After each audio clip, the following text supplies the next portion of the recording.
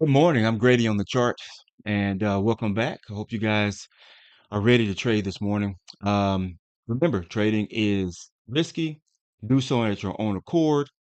Take full responsibilities for any trade that you take. This is trading entertainment. I am Grady, and this is Grady on the chart. So we're going to go ahead and get started. The market's going to open up in just about 60 seconds. Welcome back. Hope you guys are ready. All right, the audio is coming through very well. Hope you guys are. Um, I don't know what was I saying? Hope you guys are ready to trade with me today. I'm saying that, but I mean, hey, look, don't trade with me. Don't copy my trades. And I think that would be the best way to go about it. If you're going to learn how to do this, learn how to do it right. I trade ICT concepts, and you can find those over on the YouTube page, The Inner Circle Trader. This morning, let's go ahead and just take a look at the news. Let's say, what do we have today? We have Okay. At 8:30 a.m., we had retail sales come out. All right. Forecast is 1.1%, and the actual came out at 1.4%. Then we have a speech by the Fed Chair Jerome Powell at 1:30 p.m. Other than that, we have some Canadian news, some Japanese news, and something out of Britain, but that's just about it for Wednesday, April 16th. Let's see here. Do we have a bias this morning? Well, this morning I took a look at the higher time frames. Market open. The market is open. I need one of those bells. Ding, ding, ding, ding, ding. And I think I can activate it on. I think I can activate it here, but I'm not quite sure.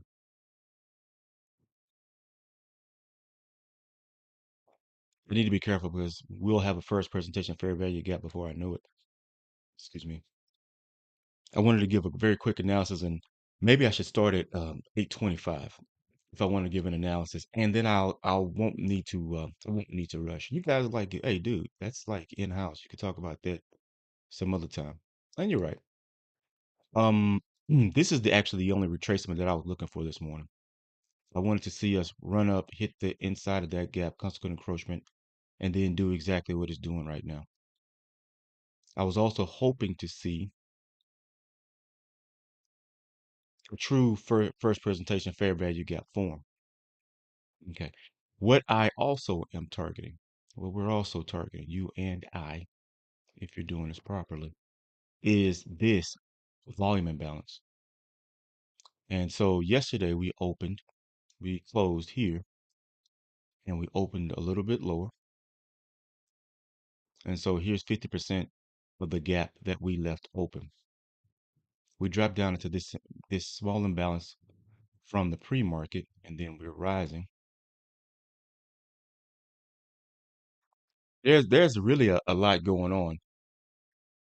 Um, that I really would like to say, but at the same time, I don't want to lose track of the market right now.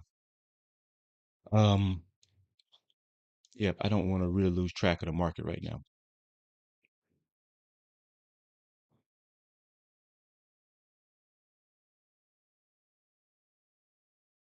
Yesterday we began the day with a move with a entry immediately off the open, which was a short at this type of a position.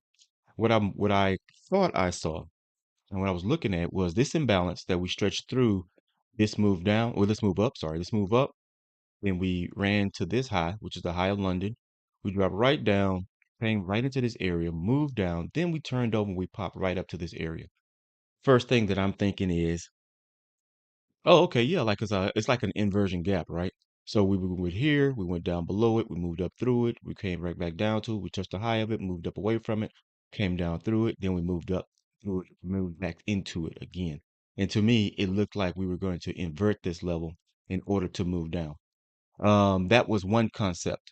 So the next thought process that I had after that was a retracement to 50% of the gap from the close of yesterday to today. I was a little bit yesterday because the entries that I took yesterday, this was the level that I targeted. And we didn't make that move until after the close of the market yesterday. So I didn't get a chance to get involved with that one, but that's the idea that I had. Am I long-term bearish on the market? Can't really say. We did rally a few days ago, and we are inside the range of that rally low to the rally high. And from that high, we've begun to slip, right? We started slipping from that rally low to the rally high. So, right, I'm a little conflicted by what could that could possibly mean. I'm a little conflicted by what that could possibly mean. I don't see any gaps here that I would want to take. And we haven't rallied into that the new day gap that I was looking at. And I don't want to stare at this level saying to myself, hey, Grady, the market already broke down. It already ran up in the pre-market with London session high. We retraced back into the imbalance of this range that we left yesterday once we dropped down. We hit that level here. We dropped down, consolidated and rolled over.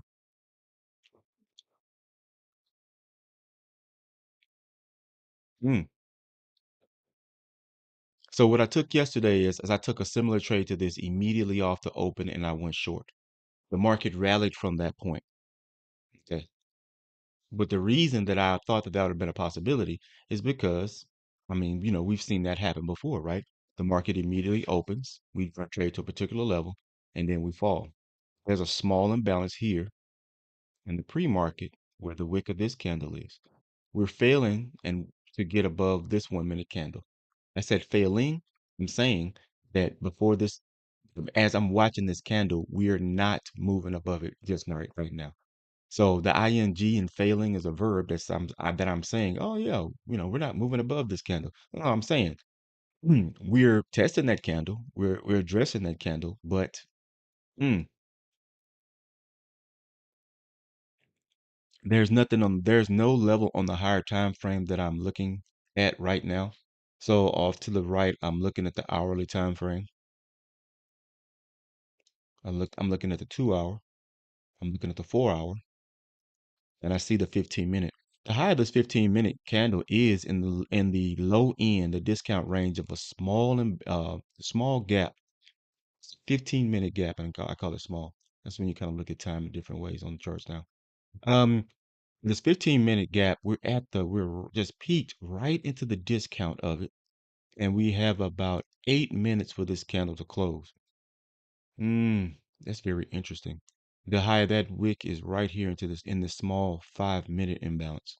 We have 3 minutes and 24 seconds on this candle to see whether or not we get the push into the gap toward the consequent encroachment of the gap, or whether or not we're going to utilize this gap on the 15 minutes to move lower. At the end of the 15 of this current 15-minute candle is going to be 45. It's 36 now. We have 8 minutes left.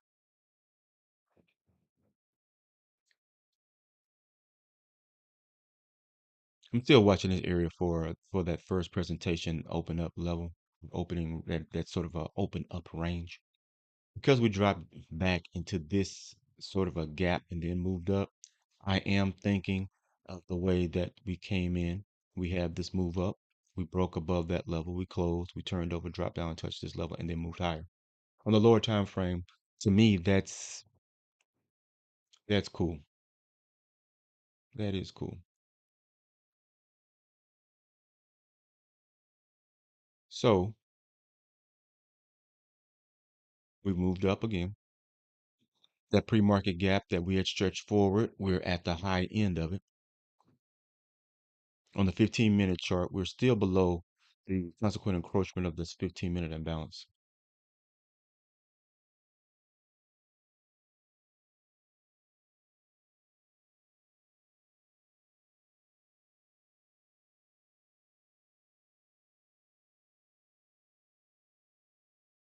Okay, that's consequent encroachment right there. We just rallied right to it and touched it. I we just rallied right there and touched it. So 6 minutes left in this 15-minute candle.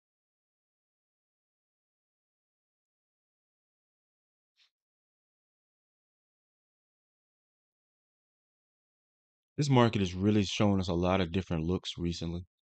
We've seen many different um, ranges explored. The high of this wick is the low of the 2 hour candle. We've seen a lot of ranges explored. That's that 5 minute imbalance.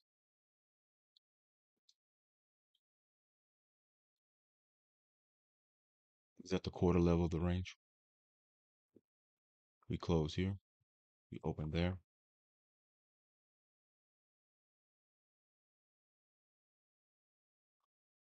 It's interesting to wonder whether or not we're actually going to get that 50% retracement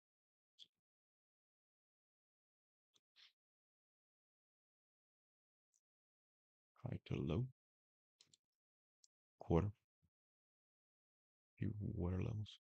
Yeah, that's a 25% retracement to the tick.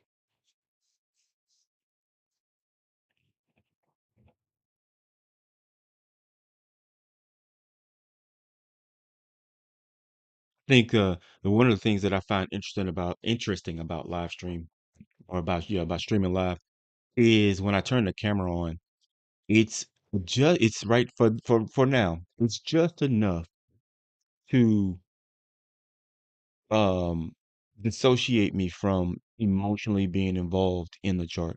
There are other things to occupy my mind with, right? So it's almost as if, you would put one sense of anxiety on one hand and the other sense of anxiety on the other hand. And they don't necessarily cancel each other out as much as it's almost like a overload, right? Almost like a sensory overload where there's enough to deal with where as I'm looking at the candles, there's just one other thing to be mindful of. One other thing to be mindful of. And I'm not suggesting that you do it. I think that it could possibly be a major issue and mistake for me to do this like this. You see where I have my entry level here? That's incorrect. That's not correct. That should be right there. Nope, that's not it either. Yeah, that's it. That's it. That's it. That's it. That's it. Okay.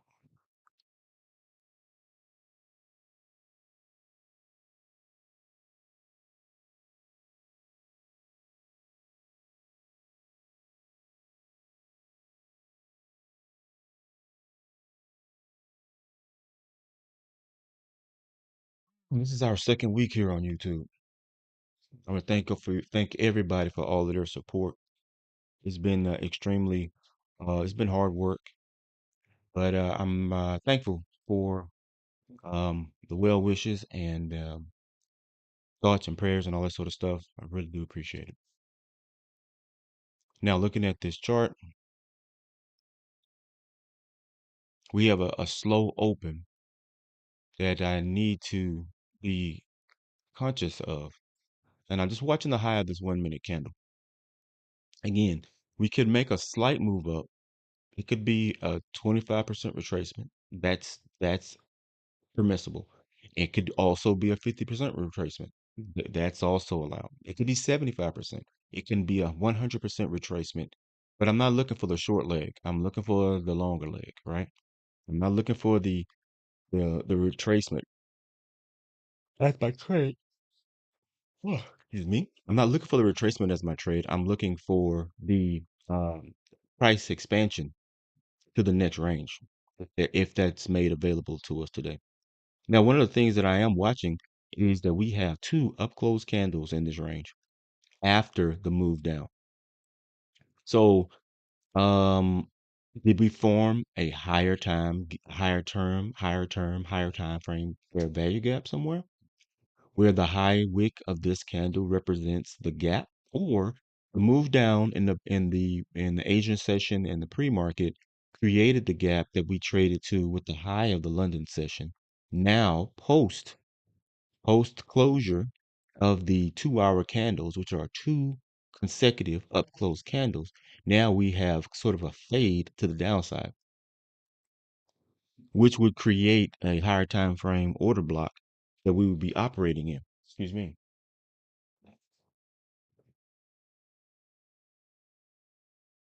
That imbalance that we saw on the 15-minute chart with the high here, we've begun to pull back right before the close of the 15-minute candle.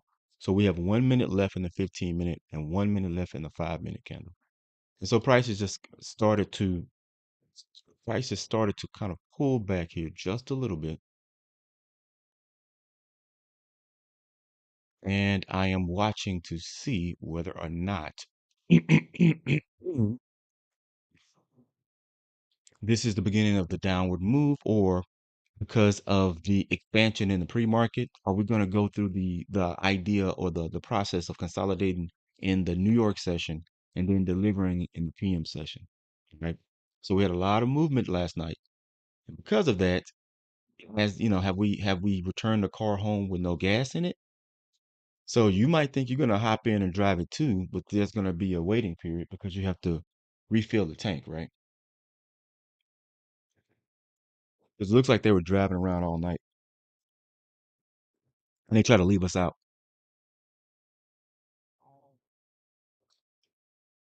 Hmm.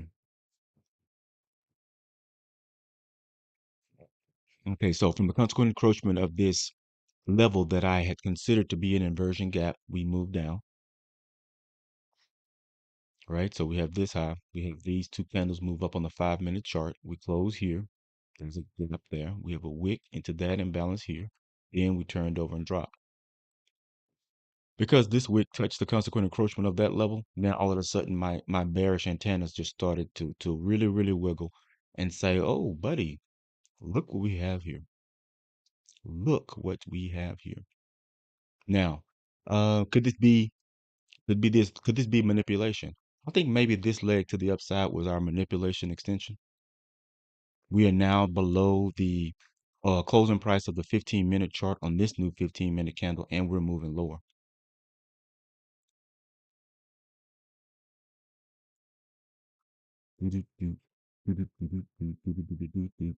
The wick, this little leg here, sorry, this last little leg here, this movement up was just the rally into the wick of the prior up close candle, and now we've moved down. This is the first gap that we've seen today.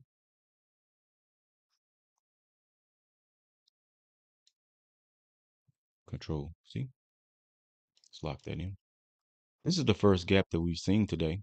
It is right here. It's not quite a gap, is it? Not quite a gap yet. And because of this, I'm going to focus here for the 1 minute.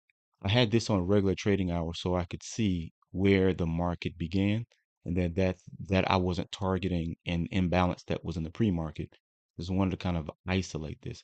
But this area at the low of this zone, I am watching to see whether or not the space is left open here at that low end. And it is. And it is.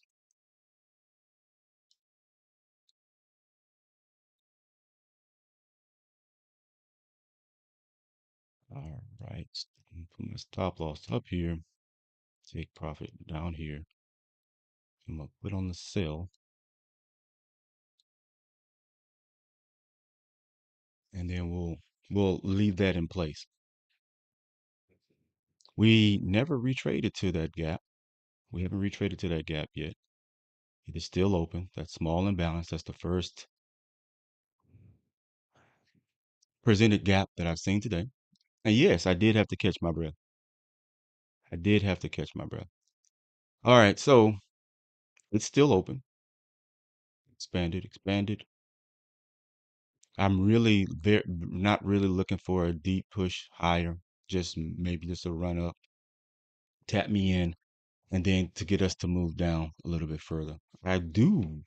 Ooh, boy, if we pull away from here and trade 300 ticks, 100 handles, and then come back here at noon to hit the fair value gap again, then deliver. Oh, I'm gonna be so excited. Oh, I'm gonna love that. That's gonna be so great. Oh wow, I love that. All right, so now we just traded to the close of the we're at the close of the prior 15-minute candle. And I think maybe this is something that I should probably be more conscious of. There is this large imbalance to the left. the way that the price is moving through this range, am I concerned about the retracement to the 50, the, what do we call it? The retracement to the 50% range of this gap. I'm in now. But it is possible. It is possible that we would just turn over, hit this gap, run up to that level at this time. That's fully plausible. Um, time is at 9:50. It is 9:50 a.m. and we've triggered in a small trade with small risk. And now we're going to either watch this 5-minute candle drop down in here, hit the close of this candle, and then run to the upside, or we're going to see it begin to deliver to the downside, close us out. This is the first gap that we've seen today, and it's at the low end of this range that we extended through from the pre-market. We created it, we went above it, we went down below it, then we traded up above it. We hit the middle of this range, we did some activity. Now we've come back to the zone.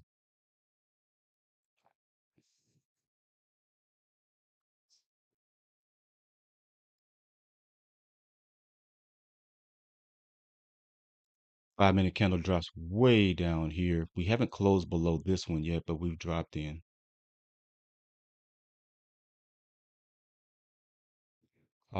If we are in,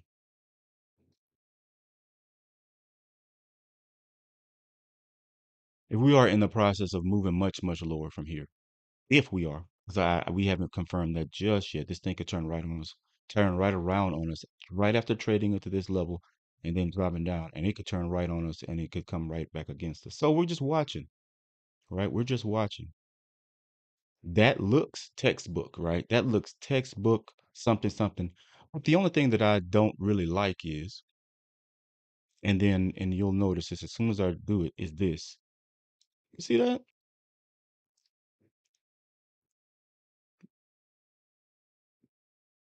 I don't like that. If it were lower, right? If it were lower and that if that angle was different, it would be much I would be much happier with the entry here that I just took. Because it's not, then it doesn't quite fit the definition that I'm looking for. We just closed very low in the range. And it looks similar on ES. It looks very similar on the ES, although we are moving just a little bit lower. That's a good start. It's a good start for the day. On the 5-minute, there's an imbalance sitting right at my entry range. There's a gap sitting right at my entry point on the 5-minute chart. We're down below the lows on the 15-minute, the prior 15-minute candle lows. We've just ran those lows. Why do we say it like that? The reason that I'm saying it like that, far as running the lows, is we could just be sweeping liquidity down below this range, and the expectation of further movement from this point. Um, I still need to continue to watch just to make sure that, oh, we're not just sweeping the range, we're actually getting ready to deliver, right? Those are two different things. Sweeping the range means that we would just peek down here, take the lows out below the prior down close candle, absorb that liquidity, and then reverse direction.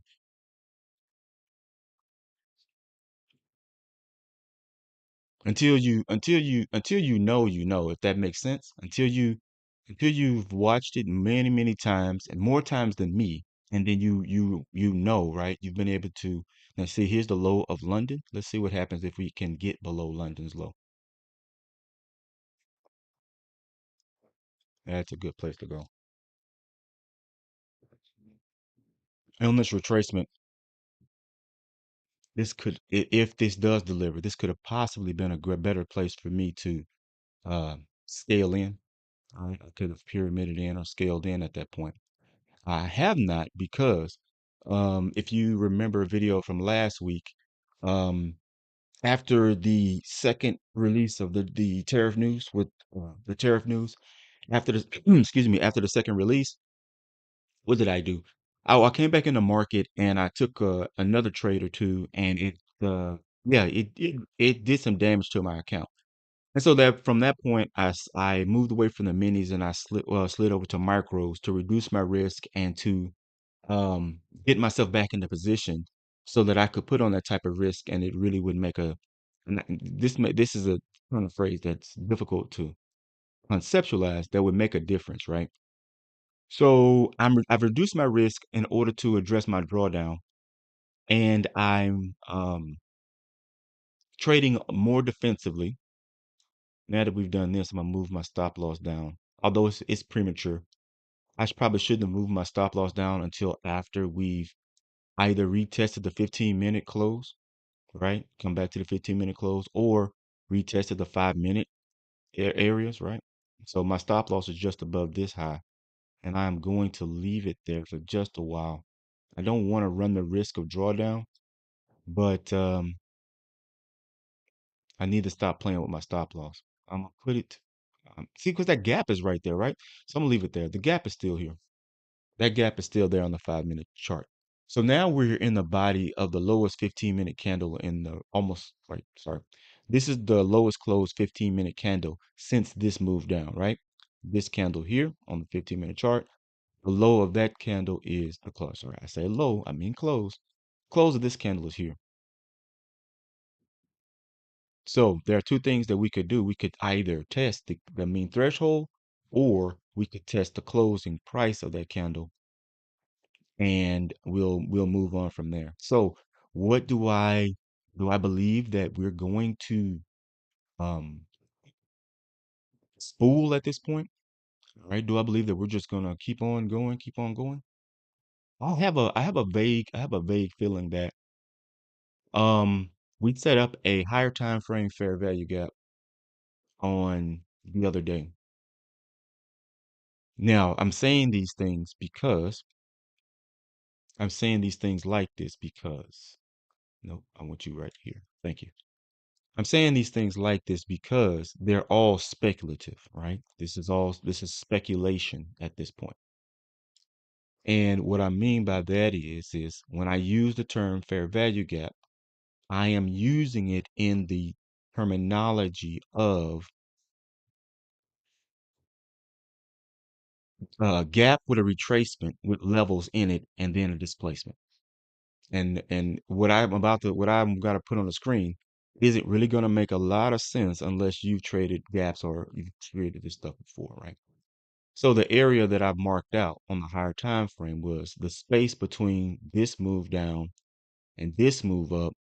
We traded up into that range. We put a wick into the body of this candle. Then we dropped down. Then this high put a wick to the low of that candle. Then we moved down. Then we moved back up. And then we traded into this block of up close candles. And it was fine. It was all of that was fine, except if you ignore this one up close candle here, this almost looks like relative equal highs in this sort of a valley, right? So high, a lower high, and then these lower intermediate highs. And I was fine with that yesterday when we were here. Then we gapped down like this, right? Then we made this huge gap down.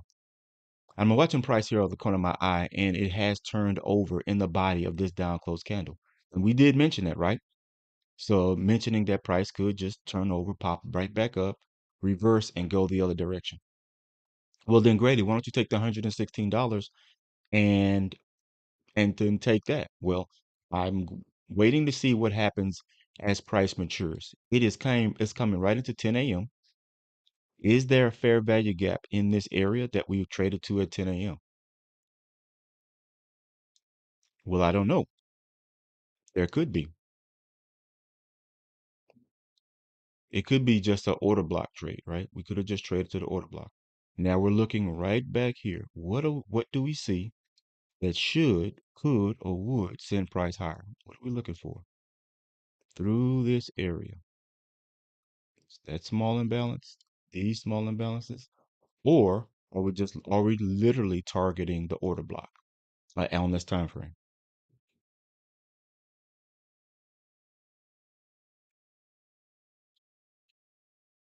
Okay. That white line represents the wick of that 15-minute candle. We traded to it and immediately turned over. We've had a lot of consolidation for the last few days, but to see price trade in a trend and trade in a one particular direction would be the first time this week. Monday and Tuesday were practically sideways, even with some of the ranges that we did trade. And to see that during New York session is, I think, the first time this week that we were really able to just do to go in any particular direction. Breaking below this next level would be pivotal to uh, the continuation of the downside market structure.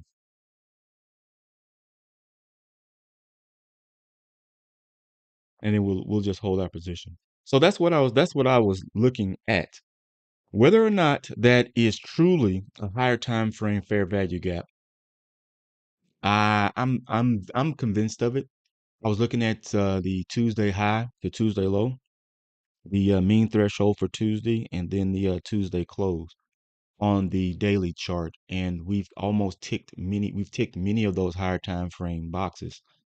And because we've consolidated on the higher time frame, then I was looking for and have been looking for um, higher time frame displacement. We're at the low. We're at the sorry low. We're at the closing price of this down close candle. Now, anytime we come to the closing price of a down close candle, I want to move to a higher time frame to see that I am literally at the closing price. That's the closing price of a hourly down close candle. All right, that's the closing price of an hourly down close candle. We closed at that area at 10 a.m. Now we're back to this area. So this movement would be the same thing as if we were to quote unquote break out to the upside. We finally rallied to a particular high that we were looking at. We get to that area, we stop. Now we could have a double bottom or we could have a reversal pattern or anything at this level. However, what I believe we're looking for is for this hour to trade, to do several things, and then to move lower on the hourly time frame. That's what that's what's that's what we that's what I'm that's what yeah yeah. Hmm. So don't count your chickens before they're hatched. Hmm. Number one, don't count your chickens before they're hatched. Meaning, does anybody need me to explain what count your chickens? I mean, what it means is okay. What it means is we'll often see. Oh my God, what is that? Hold on a second.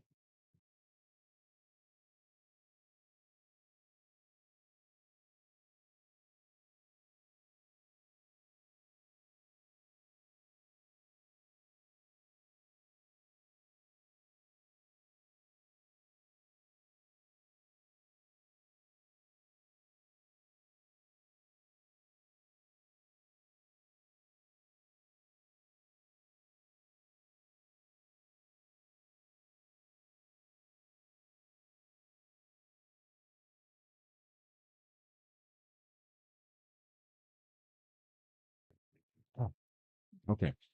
So what I was saying by that was this razor sharp level.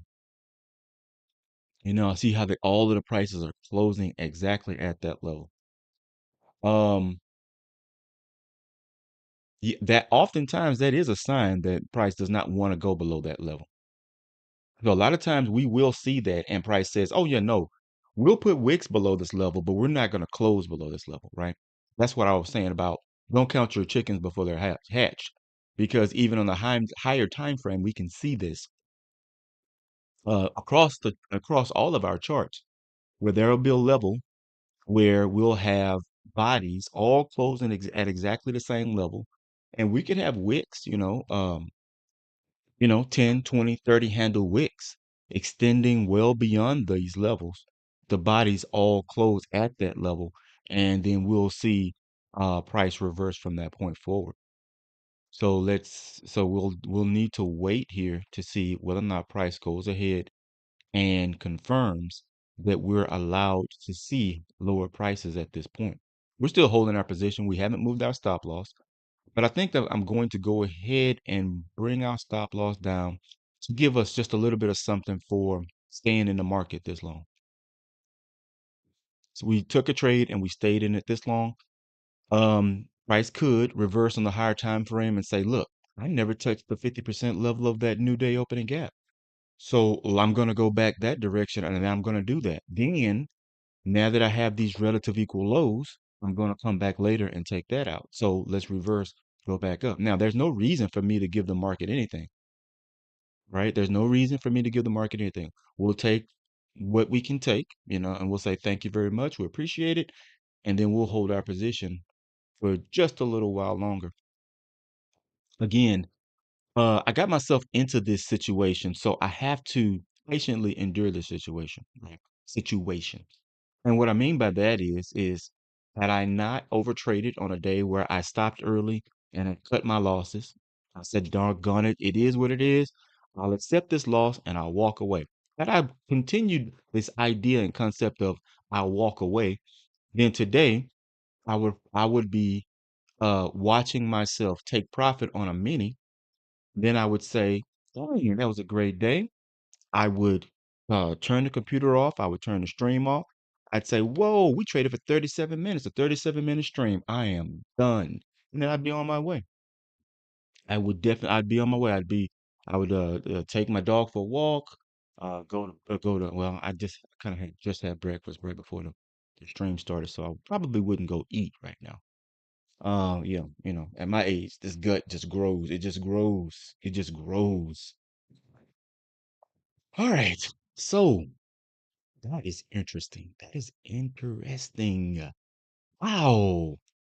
And when I say it like that, I am really not happy to see price stop here, turn over, and pop up. I really don't want to see this. Why? Because I see these two up close 5-minute candles. I see this little move to the downside. We did not close below these levels over here. That I don't like that. I don't like that. I don't need to see higher time frame market structure because what it reminds me of is what we went through the last few days, right? Which was back and forth price action, not delivering here, not delivering there. And then I said, oh, if I want to see the move, do I need to wake up at 3 in the morning and trade London? Because London is delivering, right? London is has direction, it has range. And then New York seems just to be um um echoing poorly, poorly echoing London's movement. Like, oh yeah, London, and then, okay, well, because they did something, we'll just, we'll just be change rattling in the pockets. Uh, uh, uh, uh, uh, uh, um, hmm. You know, I've seen a lot of internet trainers and teachers who teach trading. You know, they have all types of channels and discords and stuff that you can join so you can trade with them and learn from them. And I think that's a very good thing to do. If you want to understand anything better, it is very important to teach. It's very important to teach it. When you're teaching something, it organizes the information in your mind so that you can communicate it in a way that someone else might be able to understand. And then you would also like to do it so that they would not be confused by your phrasing or by your delivery or by um anything. It looks like we are coming back to that imbalance on the 5 minute. That's terrible. It's right where my stop loss is too. It's gonna come. It could just come very well come right into this imbalance and then take us out. Just take this high, take us out, and then run lower. But I moved that stop loss into place because I didn't really want to see this movement back. Not because it wasn't necessary or needed. It's just that I didn't want to see it. Yep, I did not want to see it. What I would prefer to see is you see these two overlapping wicks right here. I would prefer to see this from here to here. And I'm not saying I'll get it, but this is what I would prefer to see. This would be as GP, BPR. I would prefer to see this as a balanced price range.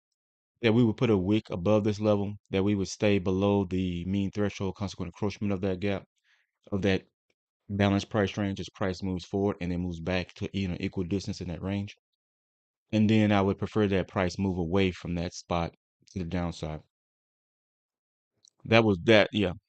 That's what I would prefer. Um, so what I was saying about teaching was, and it's a very good thing to do because once you're able to organize information for other people to understand, then it becomes clearer for you to understand, right? Once you start to differentiate uh concepts for others, then you'll see the differences in those concepts to a greater degree. It doesn't look like it's going to respect this balanced price range at all. It looks like we might, well, it might respect it. How about this? It might respect it, but it also might, I don't know, in a balanced price range, does it ever run the high of a balanced price range? I mean, I've seen it happen before, right? Like a gap like this, I'm gonna move my stop loss. Just to hear, I'll take less just to let this trade survive. If this trade does survive, I will take less and I'll go above. Well, no, I think I'm right around 50% of this gap. But I have seen us come into areas like this and just run just slightly above a wick and then turn over. So, I mean, I'm not taking a loss. I'm not making a large sum of money, but I just want to keep the opportunity open, keep the door open for it to be possible and not kind of just shut the door on it altogether. Yeah, and I'm referring to the possibility that we might deliver to the downside. Later on, next week, next year, next month, heck, tonight after when the market is closed, then I'll be able to clearly see, of course not, dude. Of course not. Why would you think that X, Y, and Z? Because then I'll be able to clearly see in hindsight where I mistook this level for a balanced price range. But it is what it is. Um I really don't see anything in antithesis to this level. I don't see anything either on the 1 minute or above that looks like I'm like we're creating a bullish trading structure, right? I'm looking for gaps or retracements to um bullish order blocks or whatever. We could be in a bullish order block, right? This down close range, 1, 2, 3, 4 on the 5 minute candle, that could be a bullish order block that we just traded down to the closing price of the prior down close candle. But we closed below mean threshold of that candle. So unless I'm referring to this candle in the five, I don't think we closed below mean threshold of this little range down here. This range, yes. That candle, no. On the 5 minute. On the 1 minute, there are too many options. There are too many options on the 1 minute to consider which would be the bullish or the bearish.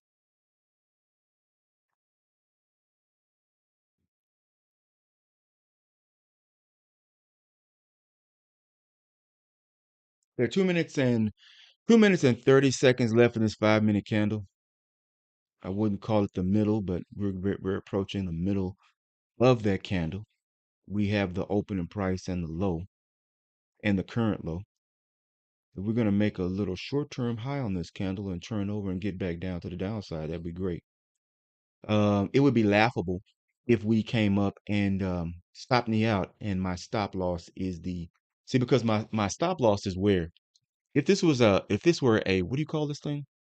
An inversion fair value gap. My stop loss would be the last spot that we would touch the inversion fair value gap if this level were the inversion fair value gap that I thought that it was.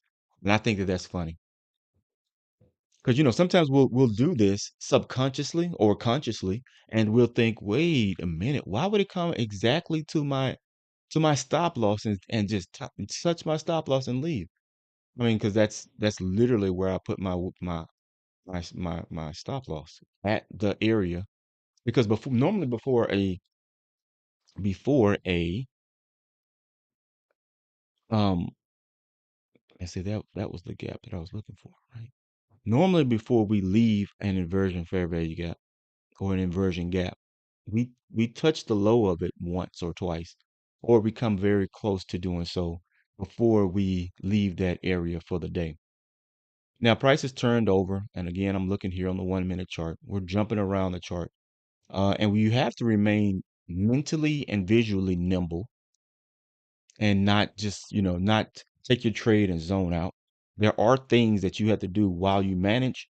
And I'm broken like one major rule over and over and over again today. And put down in the comments what that rule is. Well, I don't have, I'll tell you what that rule is. I have, I thought I selected that. I've moved my stop loss like 50 times today. So I moved my stop loss multiple times today. Um, all in all, I would think that it would almost be, come on. Now this candle has 18 seconds to close. 18 seconds.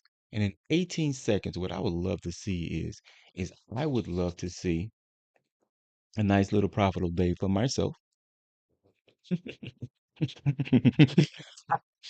A nice little profitable day for myself. All right. So now we have closed, the down close after returning to what I had thought to be a balanced price range. If I thought this was a balanced price range and it did that, I would think that that was the proper way for a balanced price range to be traded to. And at one point, I was using that as an entry. At one point, that the candle would close in the discount of it with wicks in the premium at the high or slightly violating the high, and then the rollover.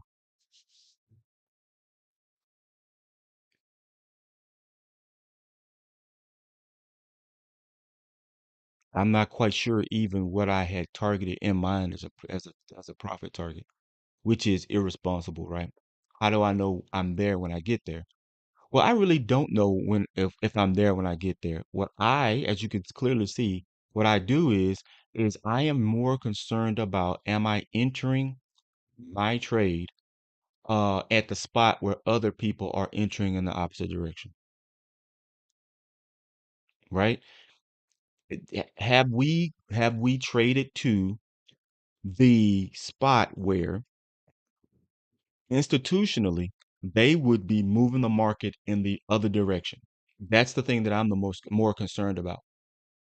Because if I'm in alignment with the direction of the day and I've placed my entry in a reasonable position, the only thing that I need to remain aware of is that current reality. Are we in the premium or the discount? Have we traded to the premium in order to move into the discount? Is price moving and flowing in a particular direction consistently? Are we taking lows? Are we taking closing prices?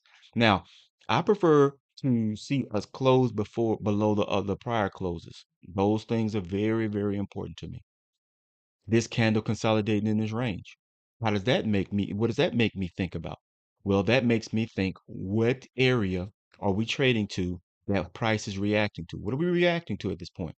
When I see these down close candles, the wicks reacting with the wick of this down close candle, again, it reminds me of what we discussed earlier, which was lower time frame bullish order blocks, right?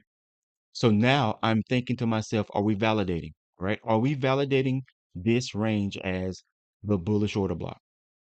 What I mean by that is I'm looking at these these two down close candles first, pulling those forward, plus OB, right? And then just move that to the back. So send to back, send to back, send to back, send to back. And I'm gonna alter this, right? So I'm looking at these two down close candles because this is the lowest close. We are below the mean threshold of that level. Then I said, well, let's look at lower time frame. If this down close candle is the bullish order block, have we violated mean threshold yet? Nope. Nope. So I'm not doing anything except watching that and keeping my focus on that, because if price begins to move violently in the other direction from this level, then I'm saying to myself, that's happened multiple times. And it's not coincidence that every time we come down to the lowest down close candle in a particular range, that we're pricing from it. And I believe that is a rough, and I'm not saying correct, but that's a rough outline of the order block theory, right? But we're going to come down, then there may or may not be gaps, but there may be these consecutive up close or down close candles at the extremes of the range. And when we get there, we start to respect them over and over again, right? As we came into this down close candle, we touched the mean threshold and immediately changed direction. That has my full undivided attention.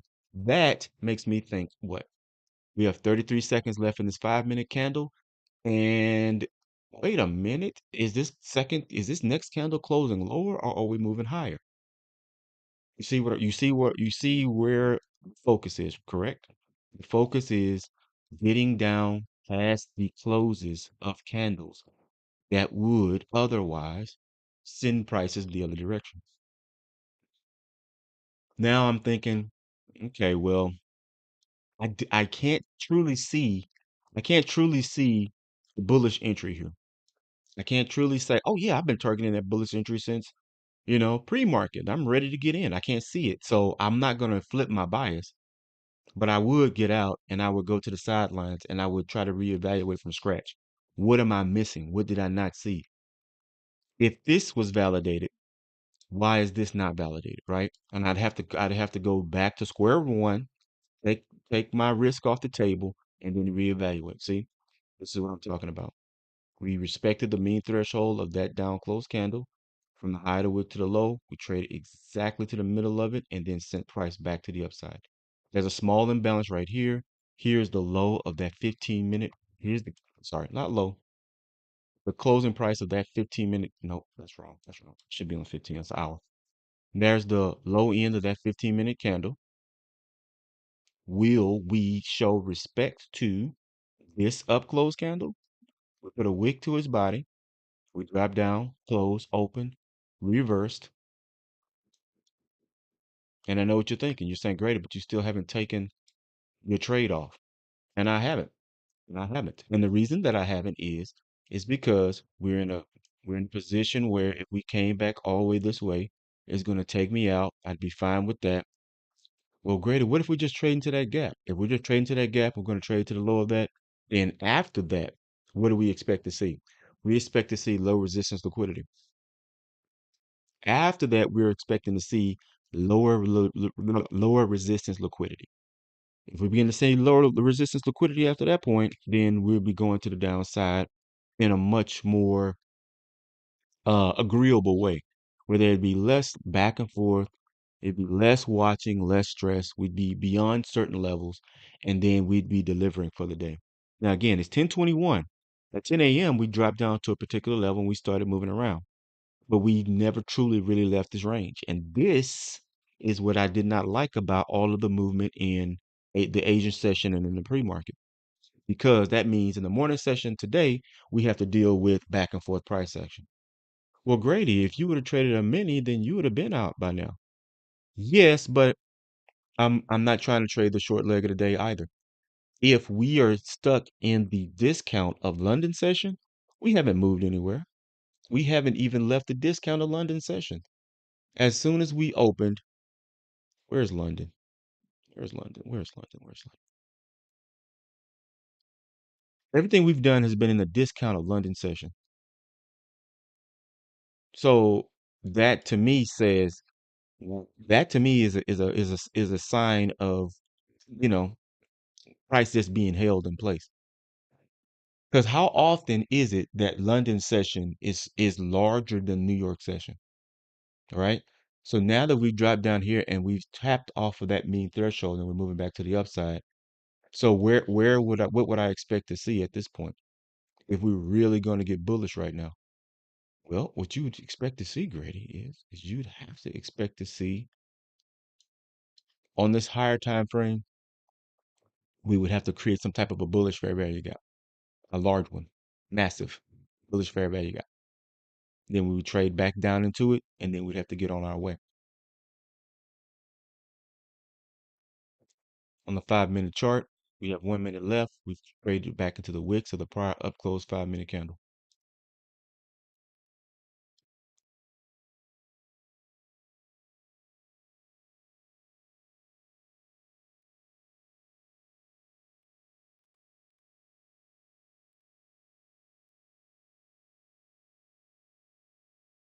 We just blew right past the close of that up close candle with 53 seconds left in the 5 minute chart.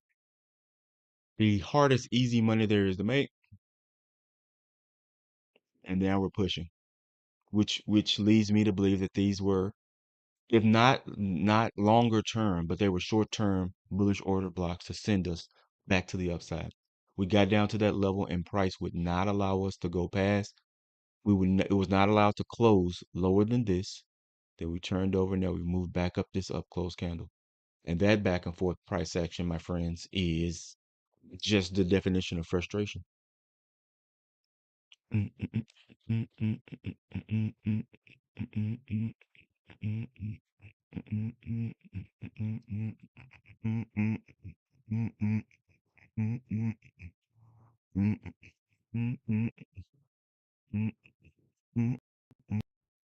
Stop this out. We're at the low of that area that we had considered to be an inversion fair value gap. We just touched the low of it.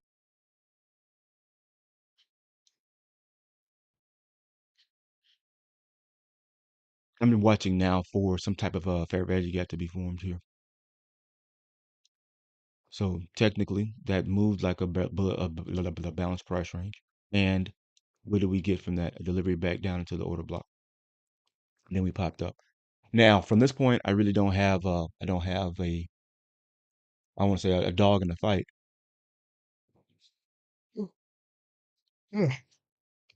But I don't have a clear analysis of what I believe price should do. If we're on the higher time frame scales, then we'll probably move back to the closing price of the prior prior hourly close, which is up above 18,678 somewhere. So like 40 more handles, 30 more handles, 20 more handles, 10 more handles. I just said every number in the book about a handle and use the word handle behind it. But then the rally off of this down close candle is what we see. Boom. And then easy displacement to the upside. View the swing? Hmm?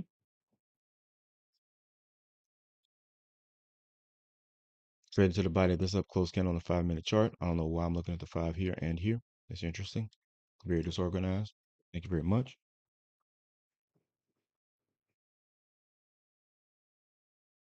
It popped up and rolled it right over. We closed there. We did not hit consequent encroachment. No, we did not close. We had 3 minutes left in the 5 minute candle.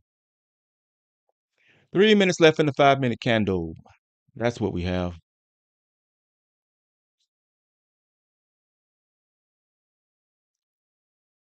We're inside that imbalance on the five. I don't see an imbalance here on the 15 minute chart. We're just kind of in the upper range of that prior up close candle. Mm.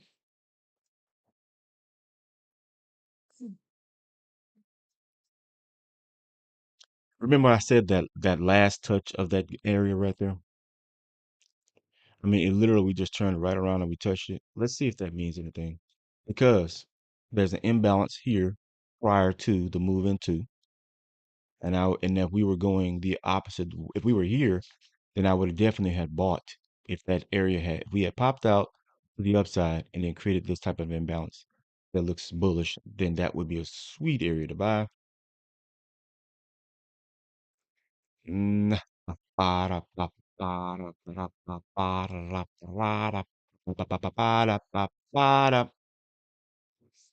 don't see anything bullish. I mean, are my eyes closed, right? Are my eyes closed? Everybody's gonna scream, yeah, of course you do. You closed right here on the opening price of that candle. And then from that point, you dropped wicks down into that down close candle. You moved up, you broke market structure, and you okay, I see now, thanks. What you're saying is get this crap out of my way on the 5 minute chart. Let's take a look here.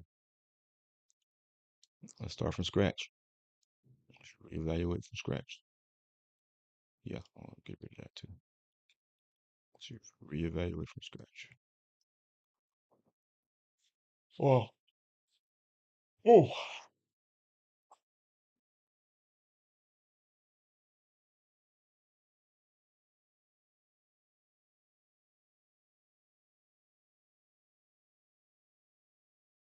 That was nice delivery from here to here, but I believe or I feel like that was a scalp.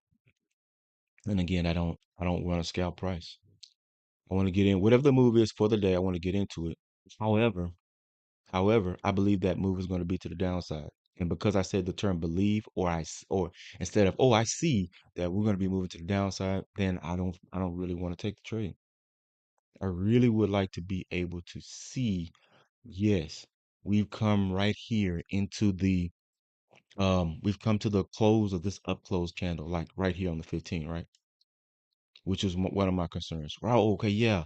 We've come right to the closing price of that 15-minute candle, right? From here, boom, 15 minute. Pull that forward, wow. Then I'd say, wow, we only have 17 seconds left in this 15-minute candle.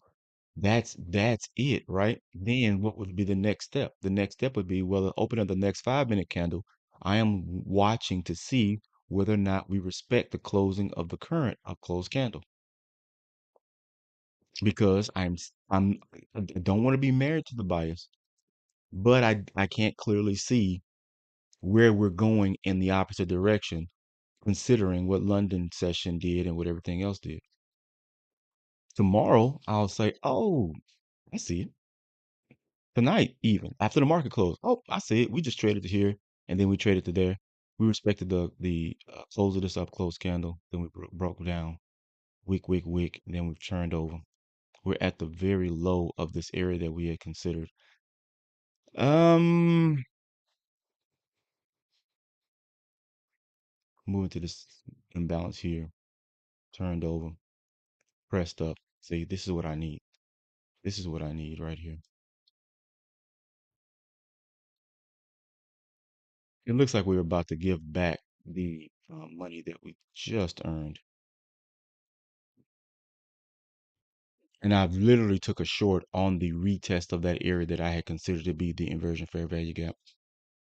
That was the area that I considered that. And I said, wow, before we leave an inversion fair value gap, normally the last thing that we do is we touch it one more time before we make our delivery away from it. We traded back to it. We traded inside of it just for a little bit. Now we're trading away from on a higher time frame. I'm watching this 15-minute candle.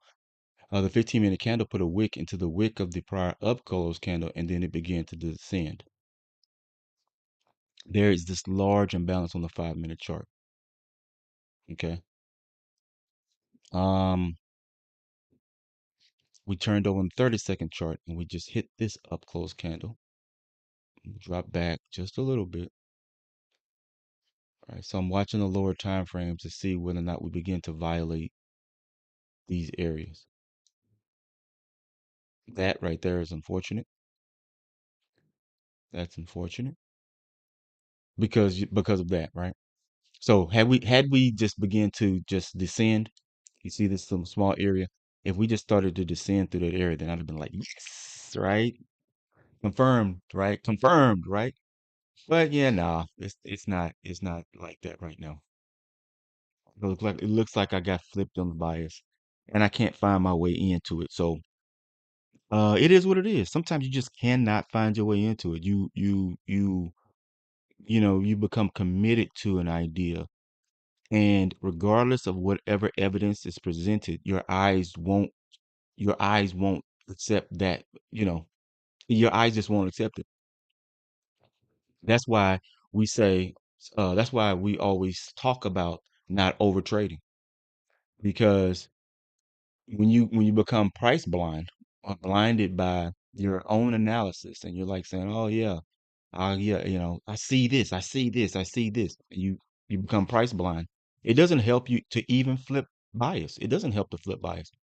But you could flip bias and then very well be looking exactly at at the same market claiming to be bullish. You're right, because I said I was bearish today. You could flip bias, still claiming to be bullish, then you're still trading it bearishly, right? You instead of you getting short in the wicks, the high end wicks of the candles, you're making approaches in the tail of the candle, right? Your bias is still, you know, it's it's still the same, although mentally you think, oh yeah, I've changed my mind about this. So me personally, I haven't changed my mind. I still held to the same analysis. However, I just wanted to see what it would look like in the upper end. On the 5 minute, that with this gap here, right? At the 5 minute with this gap right here, it looks like I would be, yeah, wrong twice in a day. And I'm not against that. I'm not opposed to do it. I've done it before. I'll do it again. Um, it's just that with the overall market structure, trying to um, um, hit a home run would be, uh, yeah, yeah. When everything looks like it looks like a bunt, right? It looks like a sacrifice, and people are here like, swinging for the trees. It's going far. If it was going far, it could. It really, really could. We could have just dropped down. Dang it, took me out. Break even on the day. Yeah, break even. That's two. That's two. And I'm still watching the close of this up close candle. I mean, we could blow right through it and it's not a problem. That's fine. Whatever will happen, that's fine. Oh, boy. Don't you do it. Don't you do it. Don't do it. Don't do that. Don't you do that. Don't do it. Don't just come up here and just move a few little ticks and then take me out and then go. That's not allowed. I don't like it. I don't like it.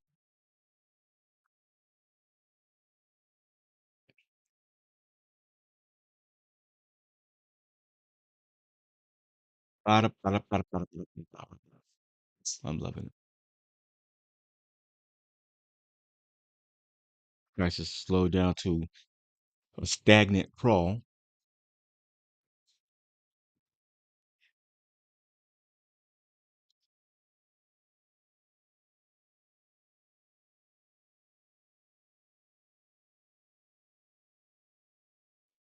Okay, it's time for me to sit on my hands for a second or two. We're right back to where we started on the day. So as far as the daily candle is concerned, well, this is not quite midnight, but as far as the opening price till now is concerned, regular trading hours, we just returned to the opening price of regular trading hours, and then we rolled over. Yeah, what, come on, come on. You see it, I see it. You see it, I see it.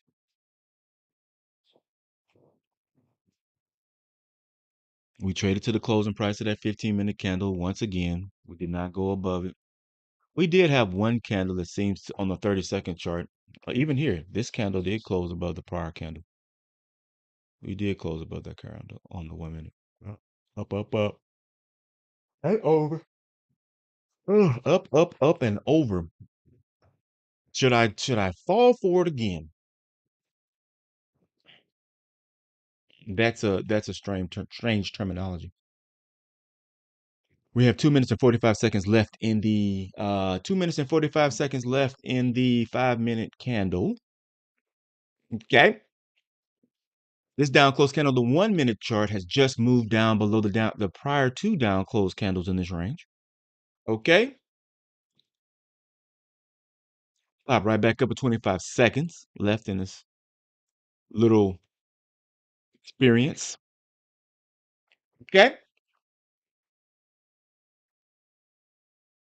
Tap the low of that level again.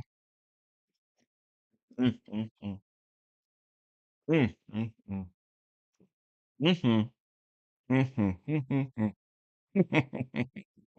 Mm, mm, mm, mm, mm, mm, mm, mm, mm, mm, mm, mm, mm, mm.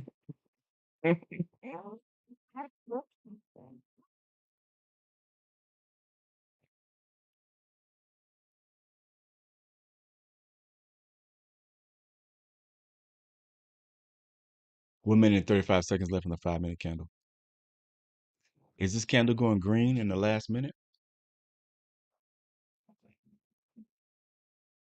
I almost sold it. I almost sold it. I almost sold it. And the hard part about it is on the 30-second chart, it's like, yes, definitely sell it. Low, lower low, market structure shift, break, turn around.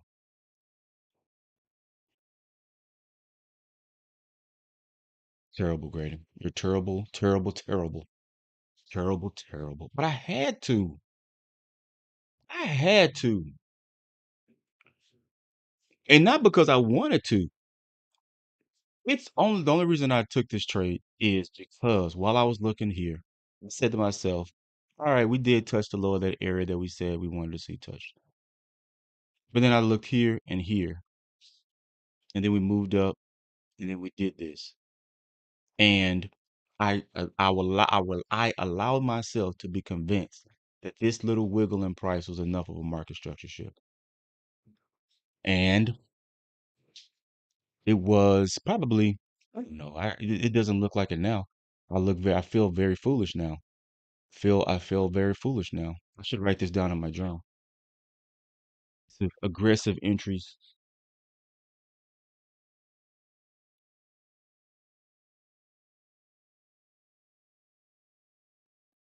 All right, look, I'm gonna tell you guys something.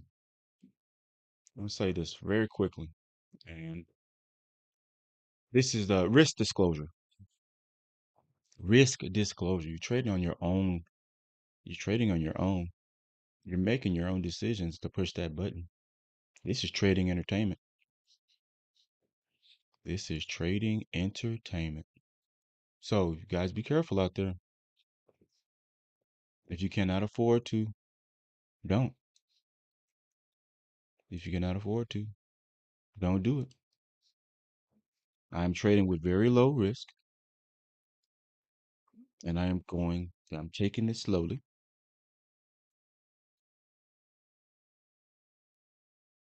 You do the same.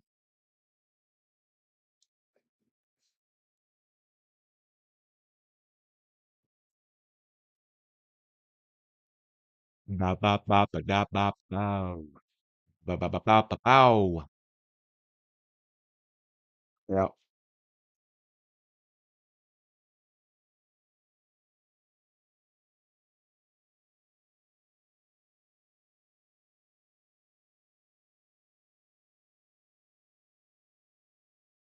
Boom. There we go. So this is the reason that um when we go into drawdown, this is the reason why we continue to trade with low risk until we exit drawdown. You would think, oh, okay, what I need to do is I need to scale up. That seems like a good idea to do. It seems like it's a good idea to scale up in order for me to get out of drawdown. And then let's say you do it the first day, and then you take one good trade that day, or let's say you do it multiple days in a row. The idea that you're gonna have a day where you take three trades and then you're not successful. Your analysis is broken on those days. Then, but if you've increased the leverage, then you've increased your drawdown dramatically. And today is one of those days where I'm looking at the market and I just do not want to go long. Is that analysis? No. I've become emotional about the market. And I think I really have married this sort of a bullish bias because I really and truly believe that every time we have the impulse move to the upside, that it's um um um inducing longs in order to trap us all long and then move to the downside. And that belief is created by the price action from yesterday. How many times yesterday did it make us think that we were going long and then it broke down? Oh, we're going long and then it broke down. Oh no, we're going long and then it broke down. This is the 15-minute time frame. And this is literally the pre-market this morning. Sorry. This is yesterday. All day, we moved up above this high. We dropped back into London. Then we put this long wick in, and we're all looking at this long down close candle. And we move all the way back, all the way up the length of this movement in New York yesterday, thinking we're going to close here, drop to the middle of this level, then finally move out. Can't tell you how many people got long yesterday thinking we're moving up above these highs. We're going to the upside. We're going to go twice London session range. We're moving to the upside, but we didn't. We just kept coming up and up and up and up and up and up and down. We're going up. Sorry, guys. We didn't go below the middle of that range, right? We didn't go below the middle of this range. We're going up and down. Okay, no, we're going to break down here. We're going to hit this area. We're going to run our way, run up. We're going to take off and go. Nope, and down. Then it says, no, guys, promise, promise, promise. We're going up. Then gaps down. Moves down through Asia.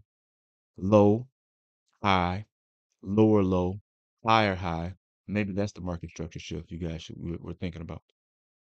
Then it breaks down from this level and says, we're going high. It's like, no, we're breaking down. We're going up. No, no, no, we're breaking down. We're going up. No, no, no, we're breaking down. And then boom, all the way back down into the bottom of this range. And now that we're moving up, you see, it's effectively conditioned me to look at this imbalance on a 15-minute chart. Let's go ahead and take a look at this. Excuse me. Pull that forward. And we'll call that FGD. Now we hit that level, we rolled over. We just took this close out and then we rolled up above. Here is the relatively equal closes of the relatively equal close and open of the prior down close and up close candle as we roll over at this point after hitting this gap and drop in. So I'm just I'm just as today's market is concerned, I'm permabull and I cannot seem to get my mind off that bias. And I can't find the right entry. And I'm using this. Oh, I'm using this language as can't. But what I mean, really am saying is in good conscience, I can't trade. In good conscience, I can't take another entry because I haven't seen the confirmation that I'm looking for in either direction. It's not clear to me. I have to sit here and yell at the screen for a little while. Yeah, yeah, yeah. We got a quick little rollover, right? We hit that gap. We ran up above that prior 5-minute high. We hit the imbalance up there again. Below consequent encroachment, we did not even penetrate into the premium. We sat right in the discount. We broke down. We see the breakdown on 30-minute chart. We see the hourly candle coming to a close in about 13 minutes. Let's go to some lower time frames and see what type of activity we see here. On the 15-minute chart, this is what we see. We see the new 15-minute candle open, roll over, and then just dump a little bit, right? Yeah, okay, sure. Sure, sure, sure, sure, sure. Thanks. Thank you. Thank you. Thank you. Thank you. Thank you. Now, if that's the case then, if that's the case then, what are we dealing with here? This area that I saw from the pre-market, we're still this gap. It looks like that gap has moved considerably.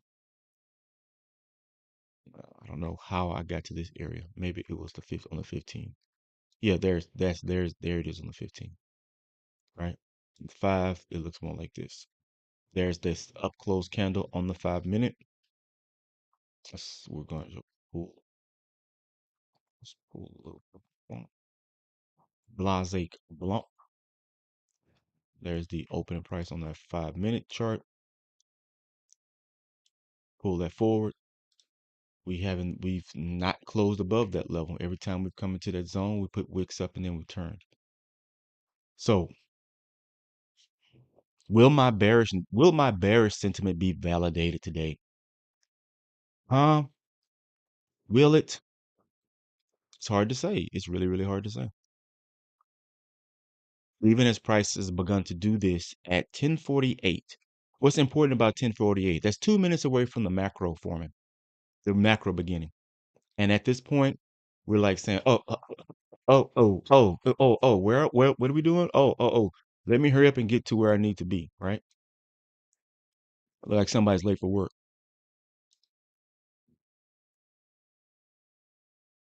They just roll out of bed and they're looking at the time and saying to themselves, "Oop, I gotta get there, right? I've got to get to where I need to be." So there was this imbalance on the 5-minute chart. We've just run to this area and we put a wick there. There's this 1 minute candle. We closed at the base or at the opening price of that 1 minute candle and then immediately turned and changed direction. My eye was not targeting that per se. My first entry was here. I was concerned about the close of the 5 minute candle in this range. We came up into that range and literally just today is the day of prices closing at the same spot, huh? All of the prices are closing, creating really a box where all of the prices are closing at the same number. Interesting. Is that a market structure shift if we close at the same price? On the 5 minute chart, we turn over, we drop down to the closing price of the prior 5 minute closing candle, down close candle.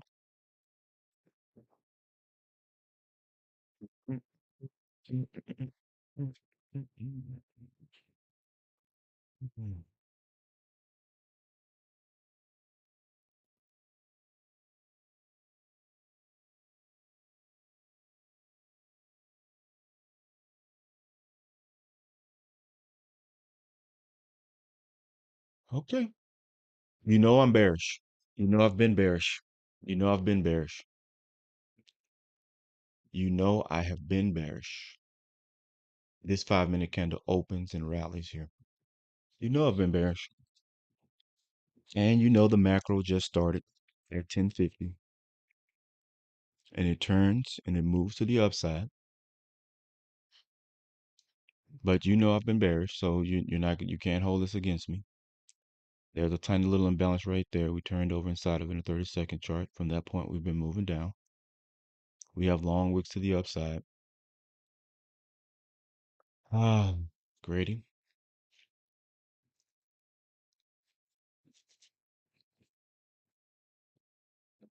How high should this candle go before I decide to go short? Two elements are in my mind rattling around. The first element is if price truly begins to slip, it's going to start off with a cascade. It's going to start off with a cascade, possibly. And then as that cascade accelerates, then all of the opportunities to get involved with the trade are going to evaporate. I'm going to increase my loss for today if this goes against me, but I'm keeping that idea in mind, not been bullish on the marketplace. And in the rally to the upside, I did not believe that they were going to be sustained and long term.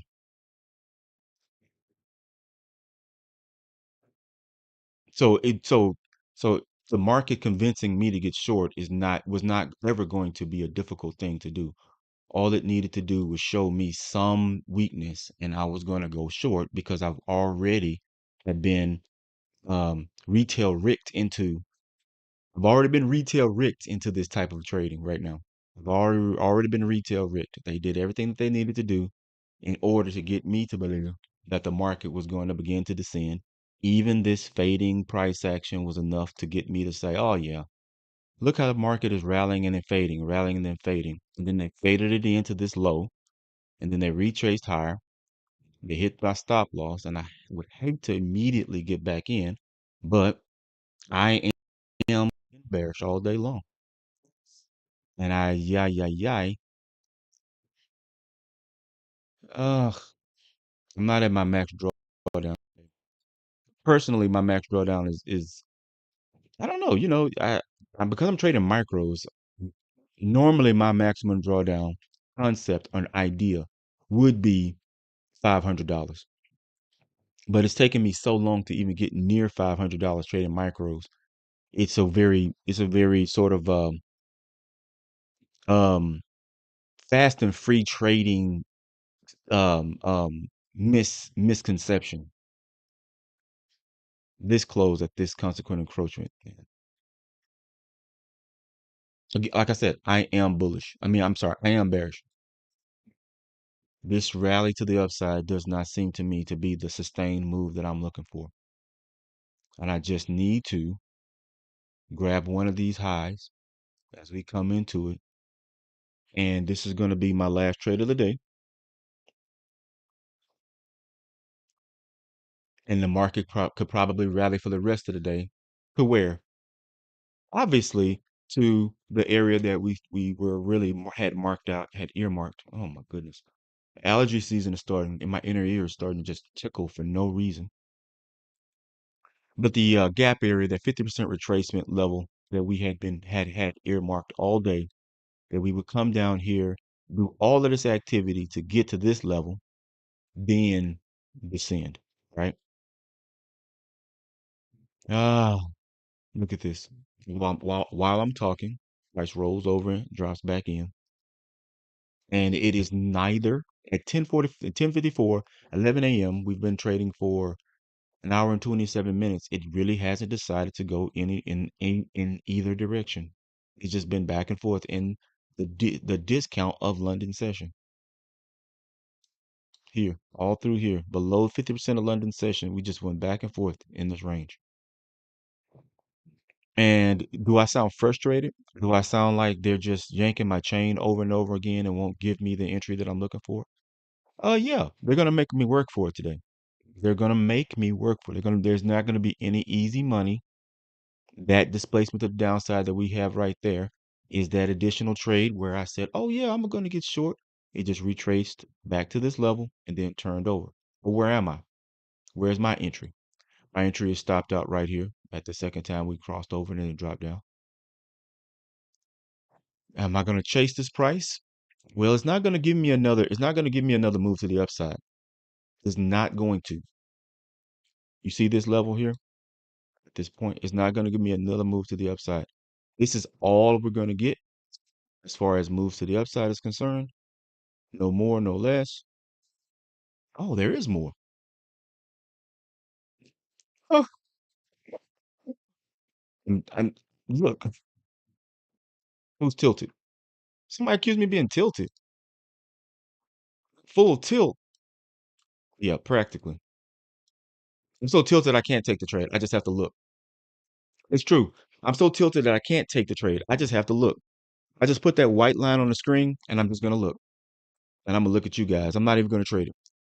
I am that tilted that I just put the white line right there on the screen, and I am not going to take the trade because when I got ready to take the trade, I felt like they had abused me already. Liar. This dude lying. Look at that. Oh, he felt abused by it. He felt like they just ran him back and forth and back and forth and back and forth and exhausted him. And now that he's finally exhausted and there's nothing else that he can do, and he can't hold on any longer. The area where he wanted to take his trade.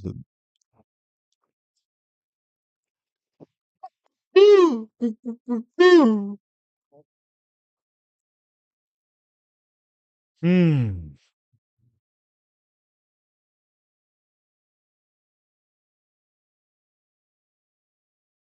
Okay. Strangely enough, at 10:57, where do we start at 10 o'clock? No, no, no, no joke. No, no, no. 10:50. Where were we at 10:50? Where do we descend to at 10:50? Where do we move to? 10:50. So here, 10:45. At 10:50, we were here. Macro. Here we pop up. Here we drop down. Here we drop in. I don't know. I really don't know. I'm really going to the lower time frame candles to take a look because I don't think that yeah, I don't think so. I don't think so. I think that the run back into the low of this up close candle really could be the entry that I would really want to take. And I'm still watching because we had that short-term delivery down into 10:55 for the macro. Now we've popped up to the closing price of the up close candle on the 1 minute here.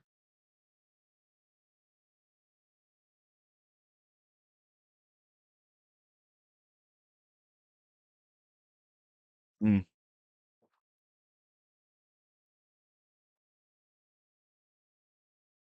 yep. They did a very good job today. They did a very good job. Did a very, very good job. What is our opening price for today? Does anybody know what our opening price is? Our opening price is right here at the low of this zone here.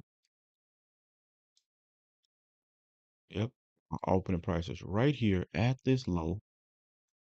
We dropped down below it. We traded up to it, traded away from it, traded up above it, hovering above the opening price. So overall today, the width of the body is just this area today. This is kind of wick. Right? These are kind of just the wicks of the day. And the 4 hour chart. We'll zoom in just to see how disgusting this looks. Barcode on the 4 hour chart. That's why I didn't take another trade. This barcode on the 4 hour chart. Literal barcode. I mean, how many closing and opening prices are exactly the same in the last? This is 16 hours. This is 16 hours. This is last night 10 p.m. This is 2 a.m. This is 6 a.m. This is 10 a.m. All the exact same price straight across. That doesn't look favorable to any trader who's looking for any type of displacement. Could we consider it bearish? Again, I told you I'm not there's no lie about it. I'm really have the very very bearish bias on the day because this price opens at 6 a.m. and we rally into the wick of this prior up close candle, then we dump. This candle could be all wick. Although we have 2 hours and 59 seconds left in this 1 minute candle and 4 hour candle. We've rallied, but we haven't taken the close of the prior 4 hour candle. Right? We've popped up, but we did not go above and close above the prior 4 hour candle, up close, 4 hour candle. And then in the same regard here, we did not close below the prior 4 hour down close candle. It is a show today. Whoa. It is a show. On the 2 hour chart, are you giving us any love, 2 hour chart? On the 2 hour chart, we're just at the low of the prior 2 hour candle. We are interacting with the low price of the 2 hour candle. Nope, we traded it into the wick of the prior 2 hour candle. This level on 18,654 is the low of the prior 2 hour candle. And then we've kind of just we're baiting. We're really debating in price what we should do. The high of this wick is the closing price of the prior 15-minute candle here. Prior 15-minute candle close here. We just hit that price and then we kind of rolled over. And we are not showing any, it's not showing its hand today. It's really not showing its hand today. It is doing as much in both directions as it possibly could. And if anybody could, and if anybody, and then that's why I wish I had some other ICT traders. If anybody could see a bias in this trash, I really wish they would show me something or say something. If I had a second, I would try to jump over to someone else's trade channel to see what they were doing.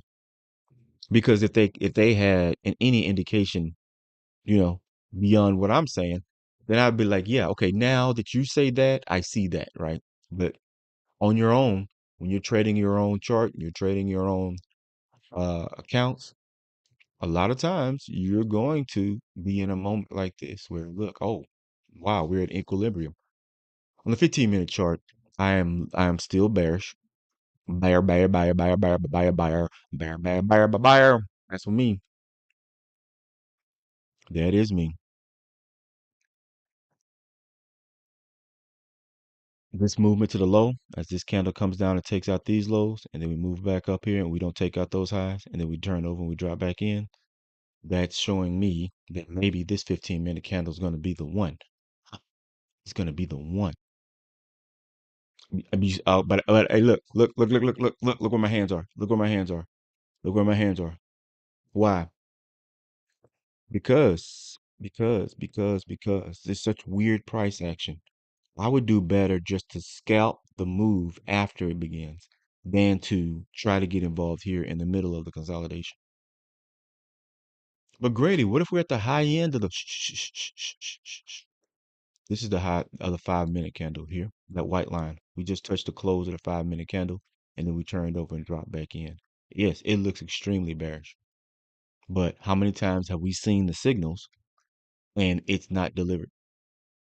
How many times a day have we seen the signals and it's not delivered?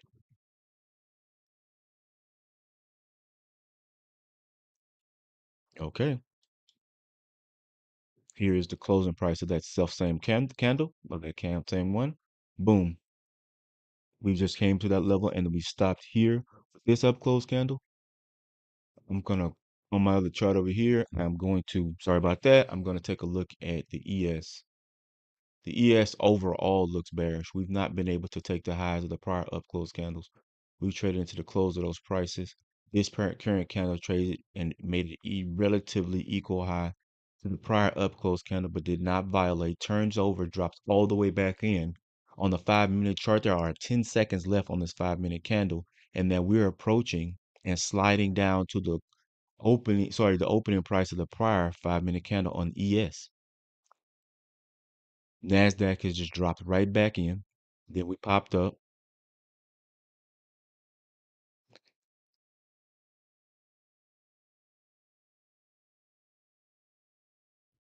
I sold late.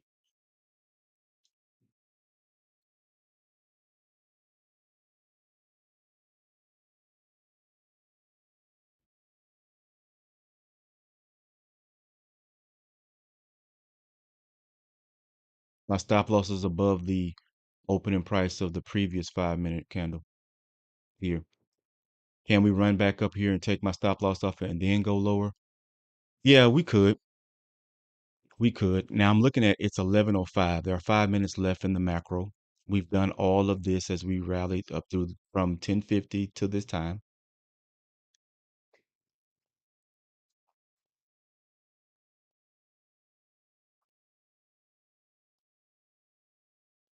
Okay.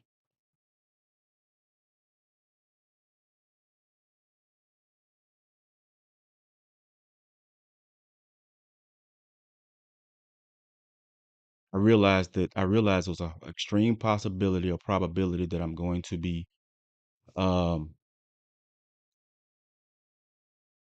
bearish in my whatever entry that I was going to take. I realized that that was going to be the probability because I didn't think I was going to change it because I was just looking at the higher time frame candles. I was looking at the way price was reacting to the higher time frame levels.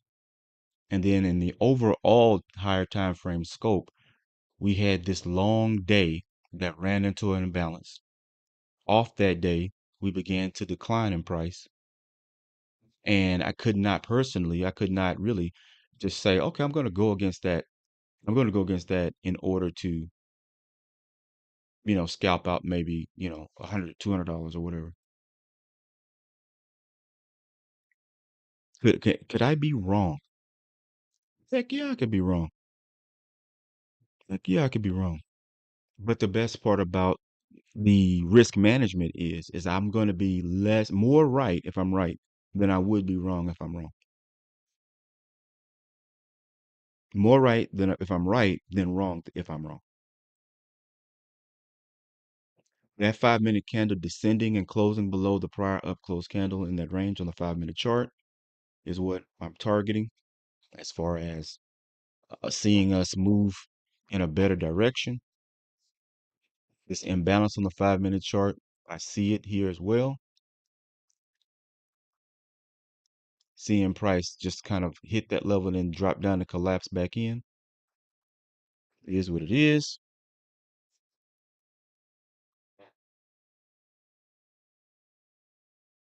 Routed to the prior up close on this 1 minute chart. This white line is the closing price of the 5 minute candle, the prior closed 5 minute candle. We have 1 minute and 44 seconds left in this 5 minute candle. And I think that this is going to be one of those days that I am really, really rage out on. All right. Okay. Okay. All right. That's it for me today. I'm done with this crap.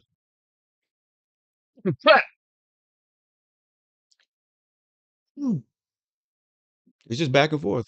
It's just back and forth. Just back and forth. And of course, the trade off this close the breakdown, the close below this level, the close below that candle, the retracement higher. It's just not, it's just not, right? And all inside the discount of London session. If you were to break London session into halves, into quarters rather, we would be in discount high, right? Sort of the premium level of discount. And we would just be just not reaching into the premium, but just swirling around. We reached into that premium level here, high, right? We reached high in the discount high, ran all the way down, slid to the very low of London session. I don't think that this close is lower than any of these prior closes. Literally to the tick. Did not violate the low of London and then turn right back up and move back to the upside. And it is what it is. It's a very, if if you want to call that market structure shift, then you can call it that. But I can't get long because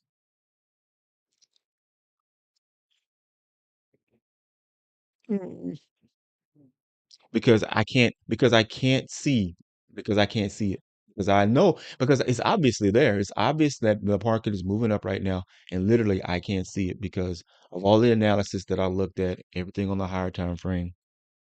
And we'll go back and we'll just look at this trash time frame analysis that I just did. And I said that because obviously I'm emotional about me being wrong, which is, I have to vent that, right? And I don't want you guys to be a part of that type of trash. But anyway, now that I got that off my chest. So, what are we looking at here? We're looking at the 4 hour time frame and this range from this high to this low. My concern about all of this was this imbalance, right? So we have this that we some people could consider to be a market structure shift, right? That the market tanked for a minute and then immediately put in a technically a V-shaped recovery where we just pop up, prop back in, hit this down close order block, rally away, create a fair value gap from here to here, boom, and that sends us to the upside for the foreseeable future. Just still watching this out of the corner of my eye. And that sends us to the upside for the foreseeable future, right? However, when we take a look at this range from this high to the low, I can just show it just like this. I will pull this forward. Boom. All of this is in the premium of this range. All of this was in the discount. All of this happened down below 50%. We literally closed there on the 50% level from this high to this low. We put one little bit of a wick up here, and then we drop right back in. We move above that level, above the quarter level of this range. We drop right back in, put one wick below 50%, one at 50%, one wick below, side by side here. We rally away. We don't take this high out. We just rally back up into the high of the range, and then we turn over. We come right back in. Okay. So the issue that I was facing here was this. It was just that from this level to this level, that was just a 70% retracement. It was roughly OTE. And I think I'm mistaken with that. 79% retracement, roughly OTE. Then we drop right back into the 50% level. We rally. We go below 79%. We never make it past that level. We consolidate.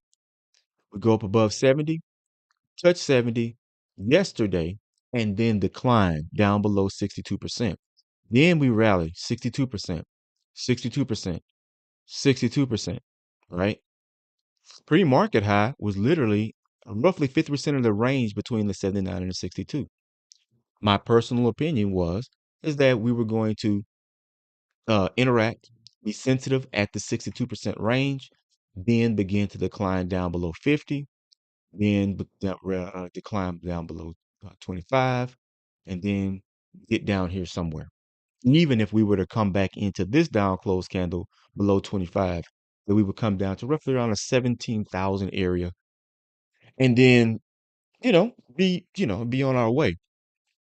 However, we've had a lot of different high news, um, high impact news come out in the last few days that altered or hindered the way that price was moving.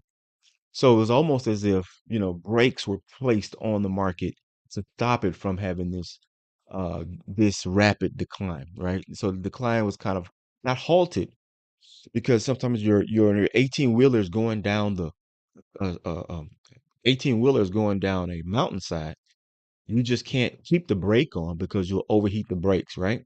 So you kind of pump the brakes because it's still going down, but you do not want it to go out of control. You want it to be a controlled descent because if it's a controlled descent, then you can still manage to steer it to where you want it to be, right? So that's kind of how I feel like we're doing it today. In the pre-market in England and in England, in the London session, we're having all of the movement, the frantic movement back and forth, and then price goes to sleep for the London session. So globally, where there are the most traders and the most interaction of currency, price goes into a lull state. Because price going into a lull state, that means that we, as consumers in this particular market, we're not doing anything. We're not moving IRAs. We're not closing out retirement accounts. We're not going from equities to bond markets. We're not doing anything. We're not buying up gold. Why? Because the market is so stable now that we're just kind of chilling. We're just really kind of chilling. Just really kind of chilling. And so that's how I feel about it right now. So it was a red day, and I hate that because I was salivating over it this morning. I really was. I really was salivating. I thought I was really on it. I thought I could see it, and I thought that I was going to be able to enter and execute in a way that would be extremely, sorry about that, that would be extremely profitable today. But I'm sitting here on my laurels, and I am I'm looking at it.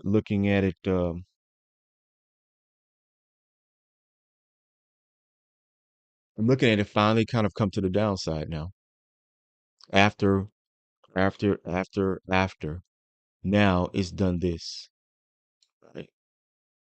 Then we have this gap here. Let's see if this stretches out and creates another gap, leaves this open, trades to about right here, and then just collapses to the downside. And I stalked it and stalked it and stalked it, stalked, stalked it. I guess stalk is it. Stalk is the word. But I did, right? And so all of my entries, if I when I bring up all of my entries, sorry, I don't have any long entries. They're all shorts. I don't have any long entries. They're all shorts. Control Z. And they are all through this range, trying to get the movement to the downside over and over and over, attempting to get this run to the downside. Even here, you would expect that I would just, take this trade and watch it just go to the downside. But I would have to allow this move to go without me because it would lead to over trading. Um, if I overtrade, it could possibly lead to overtrading. If I'm wrong again here, then it would just add to my drawdown. But Grady, look, it's the gap. Grady, look, it's 11:15. It's after the macro is over. Grady, look at the time of day. It's finally complete. It's finally ready. It's finally time to go. All of those things are interesting to me. One, two, three. Let's start here. I'm going to go here. And then I'm going to do this. And I'm going to say price entrance. And this is year one ICT price entry model fair value gap, right? You could either use the high wick or the low wick. We're at the 50%. We'd be looking for 62, 70, 79, somewhere in here to enter. 50% is a good one, right? But you leave more risk. You leave a little bit more risk on. But this would be the entry. And the problem is that you can't. Number one, you can't take them all. You cannot take every entry that you see. Number two, we also would see this gap here formed as well.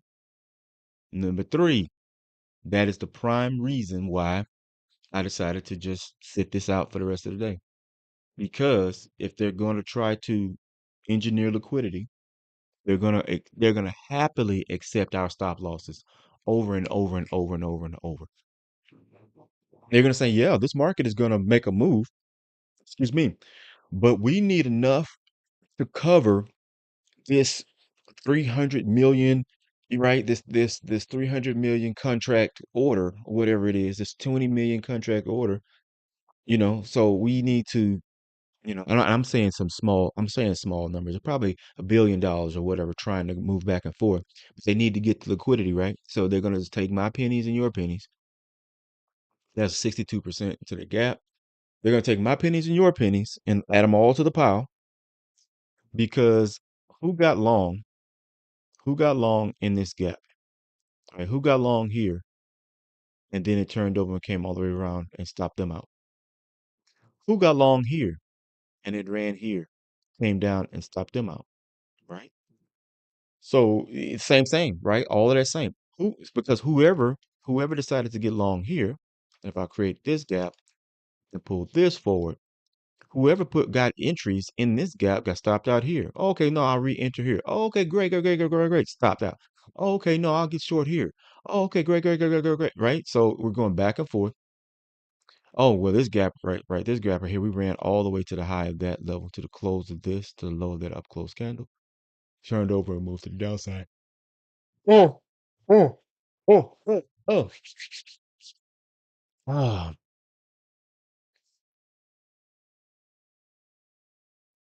So yeah, it seems right now that we're kind of struggling just a little bit. I don't like those highlights around behind my, let's see, settings. Is there a way to file this brackets, execution labels? Style the execution label? Oh, oh, oh. Or at least increase the font so that old people can see it.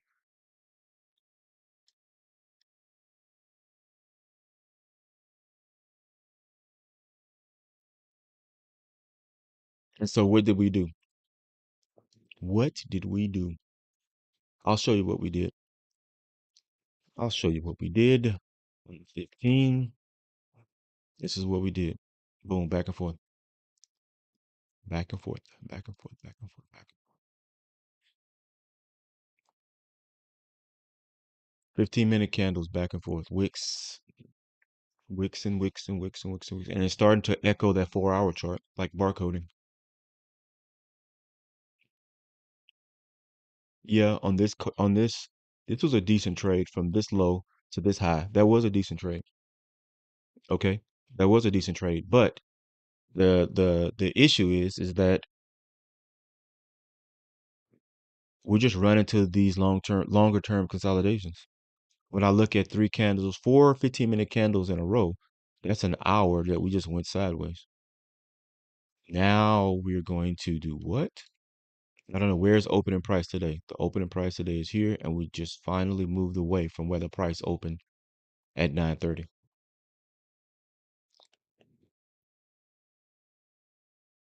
Move it to the upside. Okay, I'm tired. It's so much to look at, and then it's a different thing to get into the market and then have a great execution on price, right? Be able to get in and struggle like this and then take something away. That's one thing. And I know, and then those who watch this video from the beginning, you're like saying, well, dude, at one point you were up almost $300. You could have taken that. Yes, I could have taken that, but taking this move from here to here when you have an opportunity to have just regular daily moves, this is like a regular daily move. So $300 was like from here to here, but I would have all of the rest of the day that could have transpired, right? Now we popped, so now we've turned over. We've finally taken those highs. We're into a small imbalance on the 5-minute chart, and we're moving up finally, right? Finally. And I'm not in too bad of a financial position to get involved. It's just that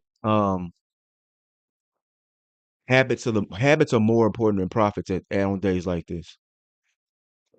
On days like this, habits are far more important than your profits on a day like this. If I look at my drawdown and I look at the chart, and my thought process is doing the math to say, oh yeah, I could get involved in this, to this, and this, and this, and this, then no, then that's not the habit that you want to have. You want to have an analysis that you've taken serious consideration in.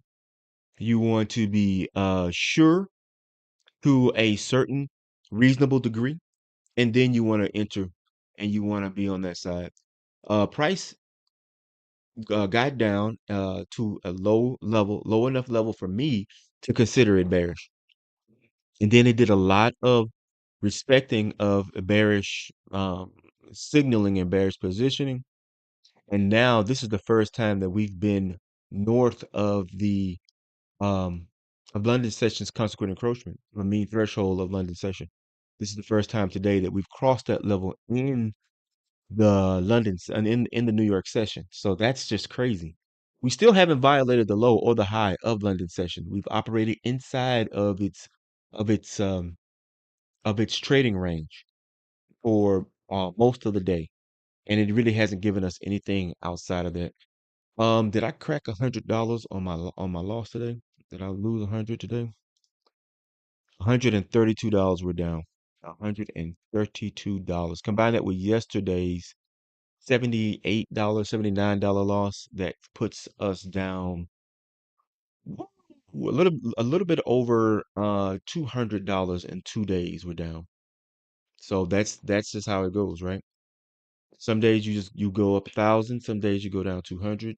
But what we're trying to do is we're trying to keep it like that. We're trying to keep our days like this low, right? Keep these days low. Keep them under 500. If we keep a day like this under 500, then we're fine. Because there will be plenty of days where we'll run 2 grand, 3 grand, and it won't make a difference. It'll make a difference, not monetarily, but habitually, right? It's the habit that we're forming, right? $200 investment on $70 investment on Thursday, on Tuesday, $130 investment on Wednesday. Investing in what? Reinvesting in patience, right? Because that's what we're looking for. We want the patience to what does our little saying say here? And it's not even here on the screen. It's going to be on the new screen. We want to accept the pain of patience to know the pleasure of profit. To accept the pain of play because we can continue to trade. We can trade for another $1,800. We can trade over and over and over, losing $20 at a time for $1,800 until we get on the right side, and then the market runs. And what? We'll need the market to move. We'll need the market to give us back the $1,800 loss, then some, in order to go into profit. So that's not worth it. It's not worth it. It would be better for us to wait till tomorrow. We drop down to this level at 10 a.m. Right? We drop down into this level at around 10 a.m. And what did I look for? I looked I looked this way. We dropped down to this level at 10 a.m. And what did I look for? We looked back this way, and I could not see what it was that we were trading, right? Couldn't see anything back to that side. I'm sorry. I'm sorry. I'm sorry. I'm sorry. I'm sorry. Sorry. Let's try to trade. All right. Yeah. So I looked here at 10 a.m. and I looked back to the left and I said, what are we trading to? Right? What is it? What are we trading to? What am I moving around? What is this? What is this? Is that overlay? If it is, the video is locked down, the laptop is locked down, everything else is not consequential, so I will lock those down. So we moved into this level, and then I looked for a fair value gap or something to say, look, this is what we just dropped down into. Grady, take the trade. Couldn't see it. I saw these down close candles and I said, maybe those are order blocks. Said it out loud. I said, maybe this is an order block. We're respecting it. We looked at it before and then what did we say? Oh, we said something about mean threshold, right? Of this down close candle or something. It's like, oh wow, look, we just dropped in and we hit mean threshold. Now I did not change my bias because I could not see that as even a possibility that we would make this type of a range for the morning range, right? And according to my wants and don't wants, I said, I don't want the short leg of the day. I want the long leg of the day. This was the short leg of the day. It dropped us into this range. This level is roughly, 150% the level of this range, right? 135, 140% the level of this range. So that means that we went this range and about 30, 40% more, right? That was a long leg of the range. This consolidation, holding through this consolidation, that's not the type of trading that I want to get involved in. It's not. I would like to get involved in just hitting a gap like this, watching it drop down a little bit, and then taking off. This would have stopped me out as well. So it wasn't very easy to get into price action today either. It was just really, really, really ugly. And I hope that you guys did not anybody in the future watching this video because I'm the only one watching right now. Haha, like and subscribe, Grady. Graham Grady on the charts. And so we've ran all the way up very near to the 50% level of the new day opening gap. And we thought that that was going to be a possibility that we'd run that high. To the left, there were some relative equal highs here. We've just taken those out. As soon as we got up above that level and got near to 50% of that gap, we rolled over. We just rolled over and dumped. So, I mean, there are so many opportunities to get into the market, guys. Be careful. Practice. Practice in a simulator before you trade with real money. Um, and stick to a strategy that you really are going to be able to be disciplined with. What that means is stick to a strategy so much so that when you see it and you say, "Wow, this looks like my strategy, but it's not performing right," you just go ahead and you get off the charts and you'll come back the next day. So that's all I had to say. That's all I wanted to say. I need a hard limiter and I need to get another mic and I need to get a mic with a hard limiter. I thought this one had an internal hard limiter, but I noticed the other day that when I got loud, it just wanted to clip and cut out. And I was disappointed by that. I thought that, this would do just a little bit better. But okay, like I said, it is a USB mic. It's a little bit older, so the quality is always going to be a little bit less. There are some high quality USB mics, but they were probably developed just a little bit um they were developed after this one was developed. So okay, I'm still watching this market because I am attempting to be patient and attempting not to get involved with this trade. And I see how the market ran to that level, took out the relative equal highs, consolidated short term along that level, and created this gap. Oh, with 27 minutes left on the 2 hour chart, 27 minutes left in the hour, and then it looks like we just ran up here to fail.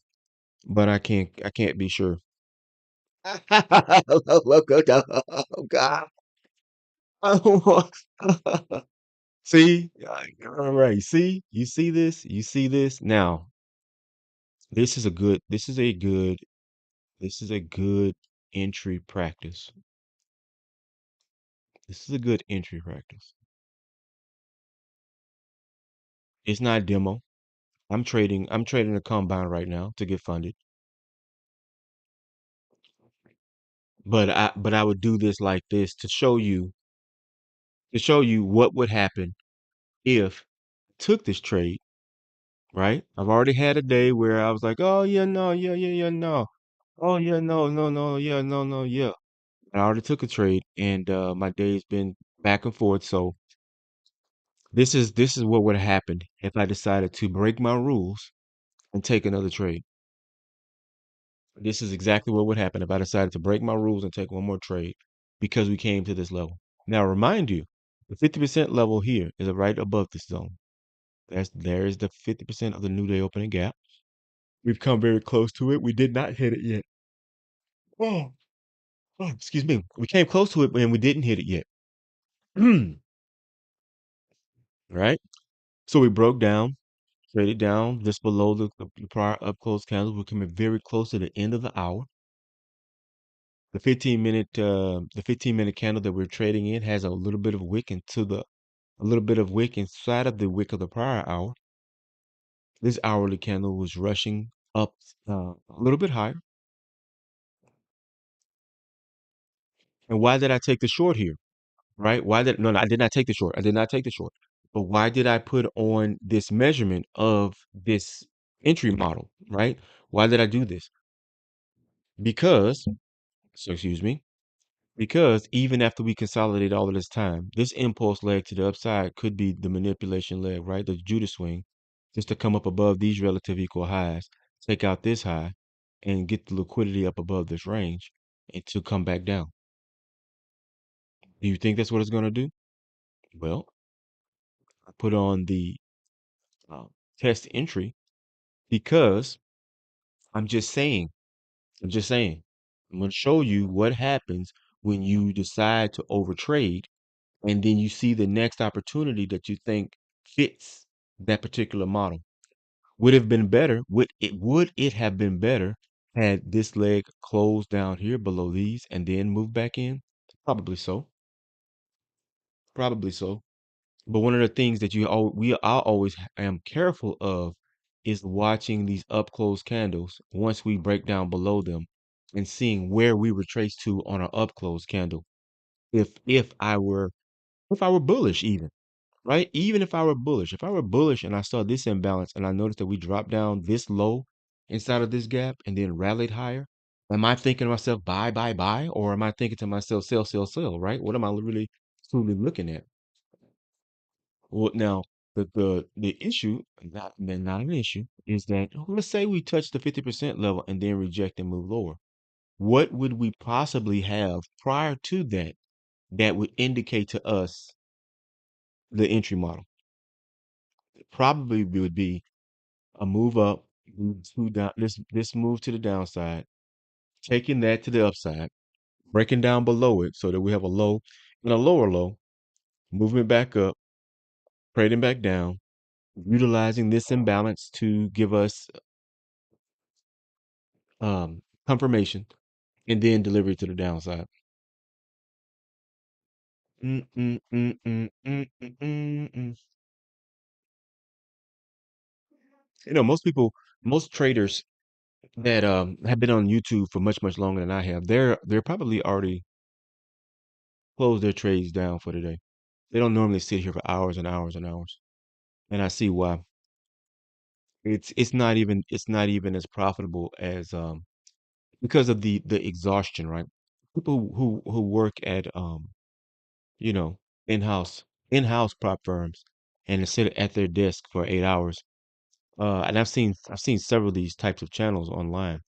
Uh, and there are people walking around in the background, people at the machine, at the vending machine or at the coffee maker, talking and talking sports and talking about other things. I see why they do that now. Because if I had placed this trade on and I put my position on, why would I still be standing here looking at it when I could go walk over there and then come back? It's either to go into profit or hit my stop loss, and then I would look for the next setup, right? I would look for the next setup to come along. And the weird thing is that now I do feel just a little bit more calm, just a little more calm and in sync with the market again. And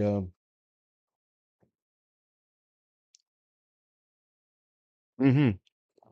Yeah, I mean, I'm good. I'm good. I'm calm. It reminds me of a guy. Right now, I remind myself of a guy who gets into a fight, right? And he's enraged, and you pull the two guys apart, and they're like, "Oh no, no, I'm calm, I'm calm, calm." And for a second there, they seem like they're calm until they focus again, and they focus on each other, and then all of a sudden they're enraged.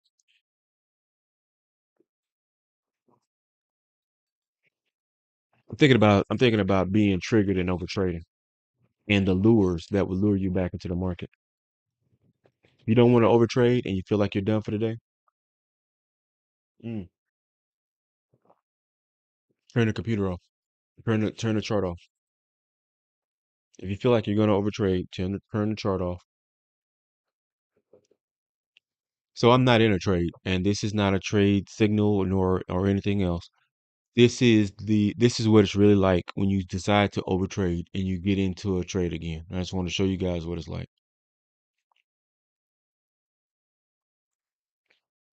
Even all of this area that looks like even all of this area that looks like, oh, great, we're in profit.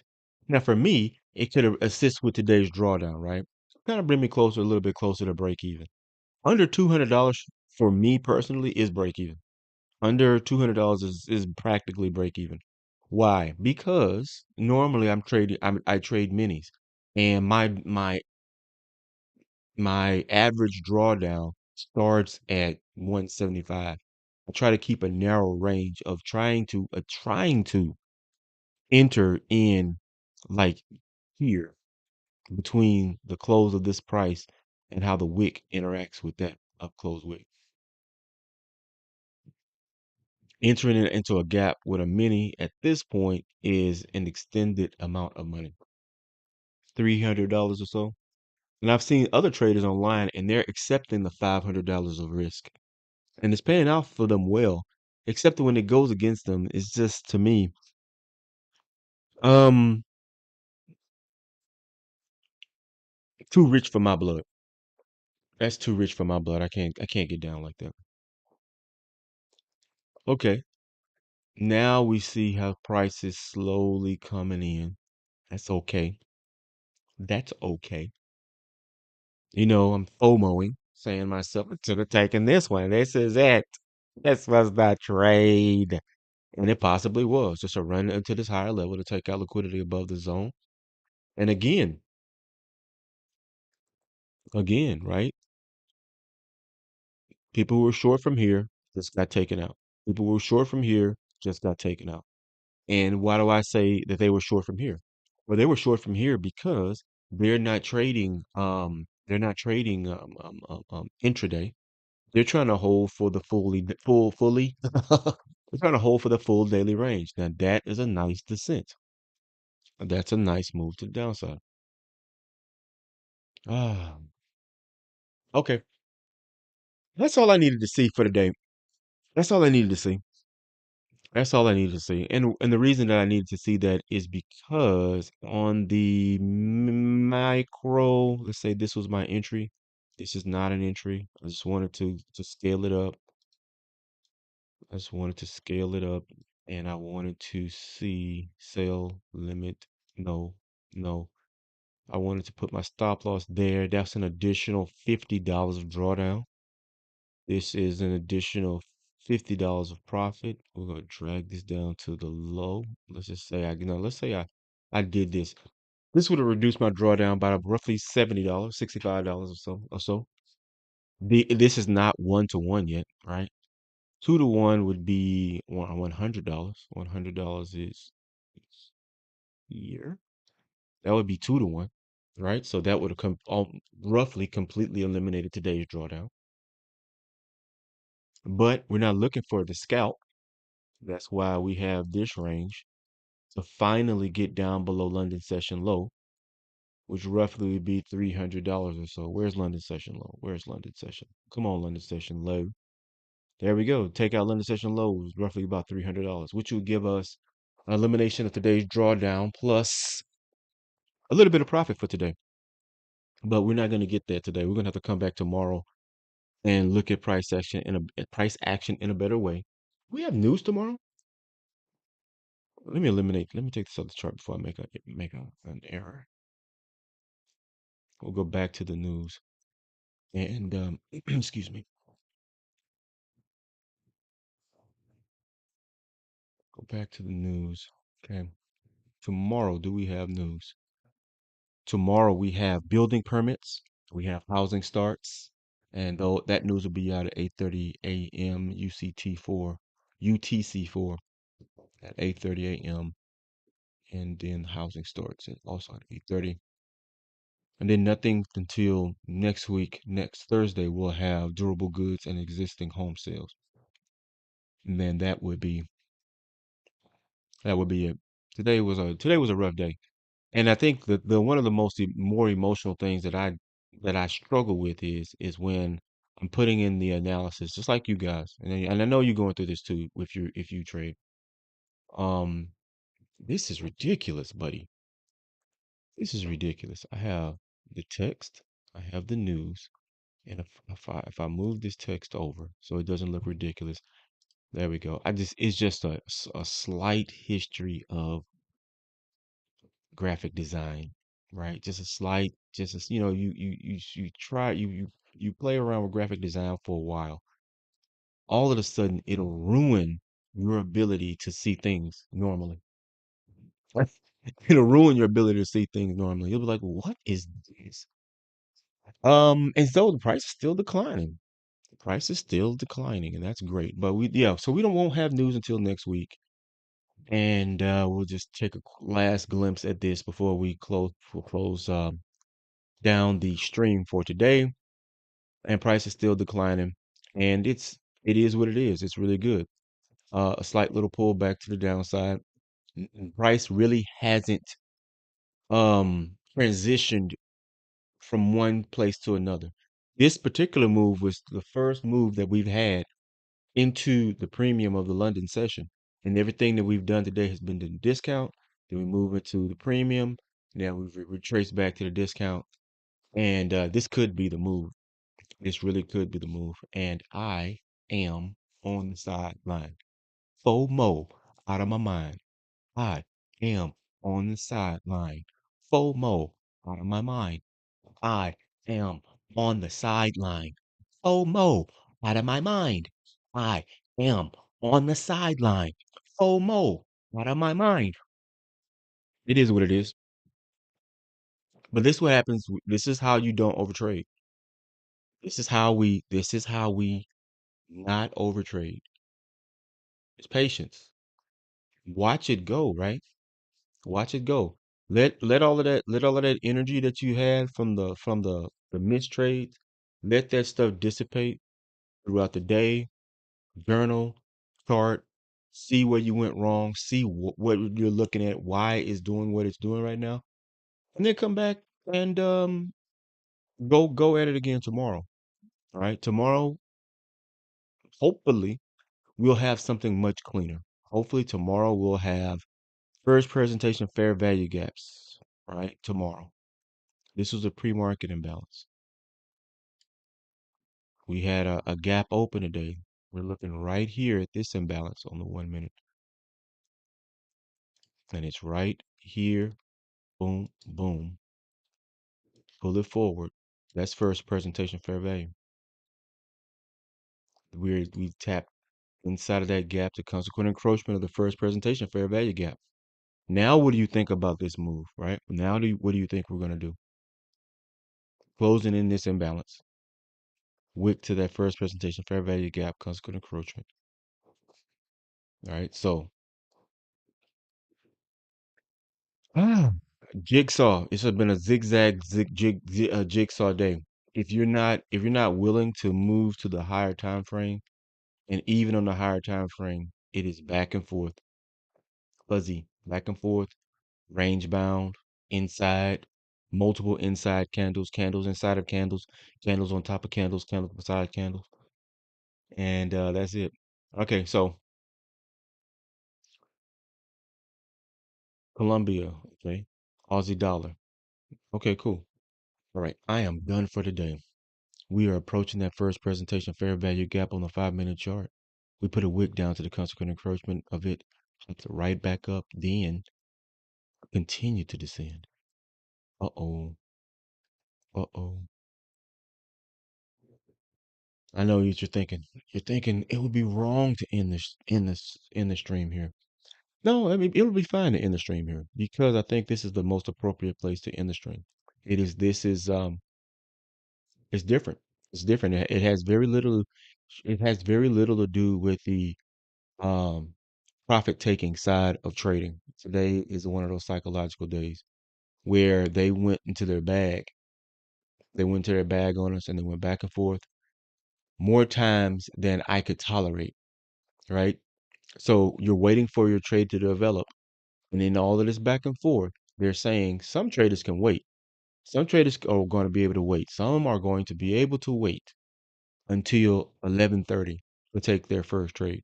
Others, every time the market moves to a certain location, every time it moves back, they're going to take a trade. And when they do, we're going to thank them for their liquidity. And then we're going to deliver. Now, we're bearish, right? Bearish. We're going to be bearish on the day. Yeah, we probably could be bearish on the day.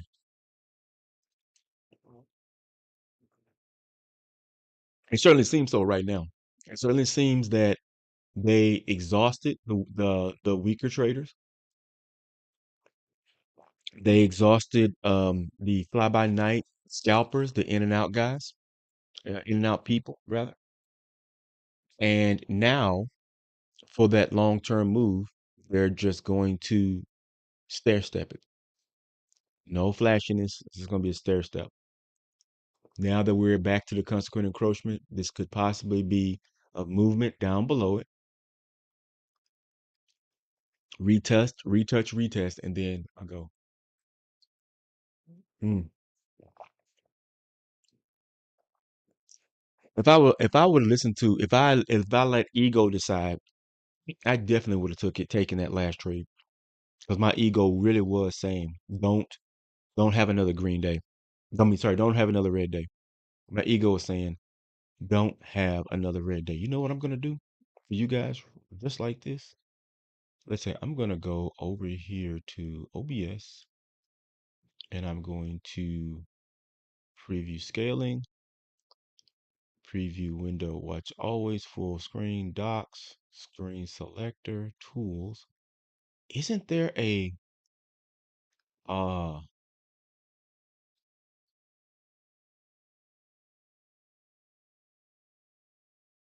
what is that doing there? Isn't there a help me, Jimmy? Isn't there a screenshot? There's a way to do screenshots here. Maybe I should do this, okay? Screenshot source. Perfect. Now where did it go? I think it went to my recordings. All right. I'm gonna use this as the cover screen. Yeah. Red Day recap. Ah, okay. Gotta stop. If I sit here long enough, I will probably convince myself to get back into the market. And I don't think that'll be a good idea. So that's it for today.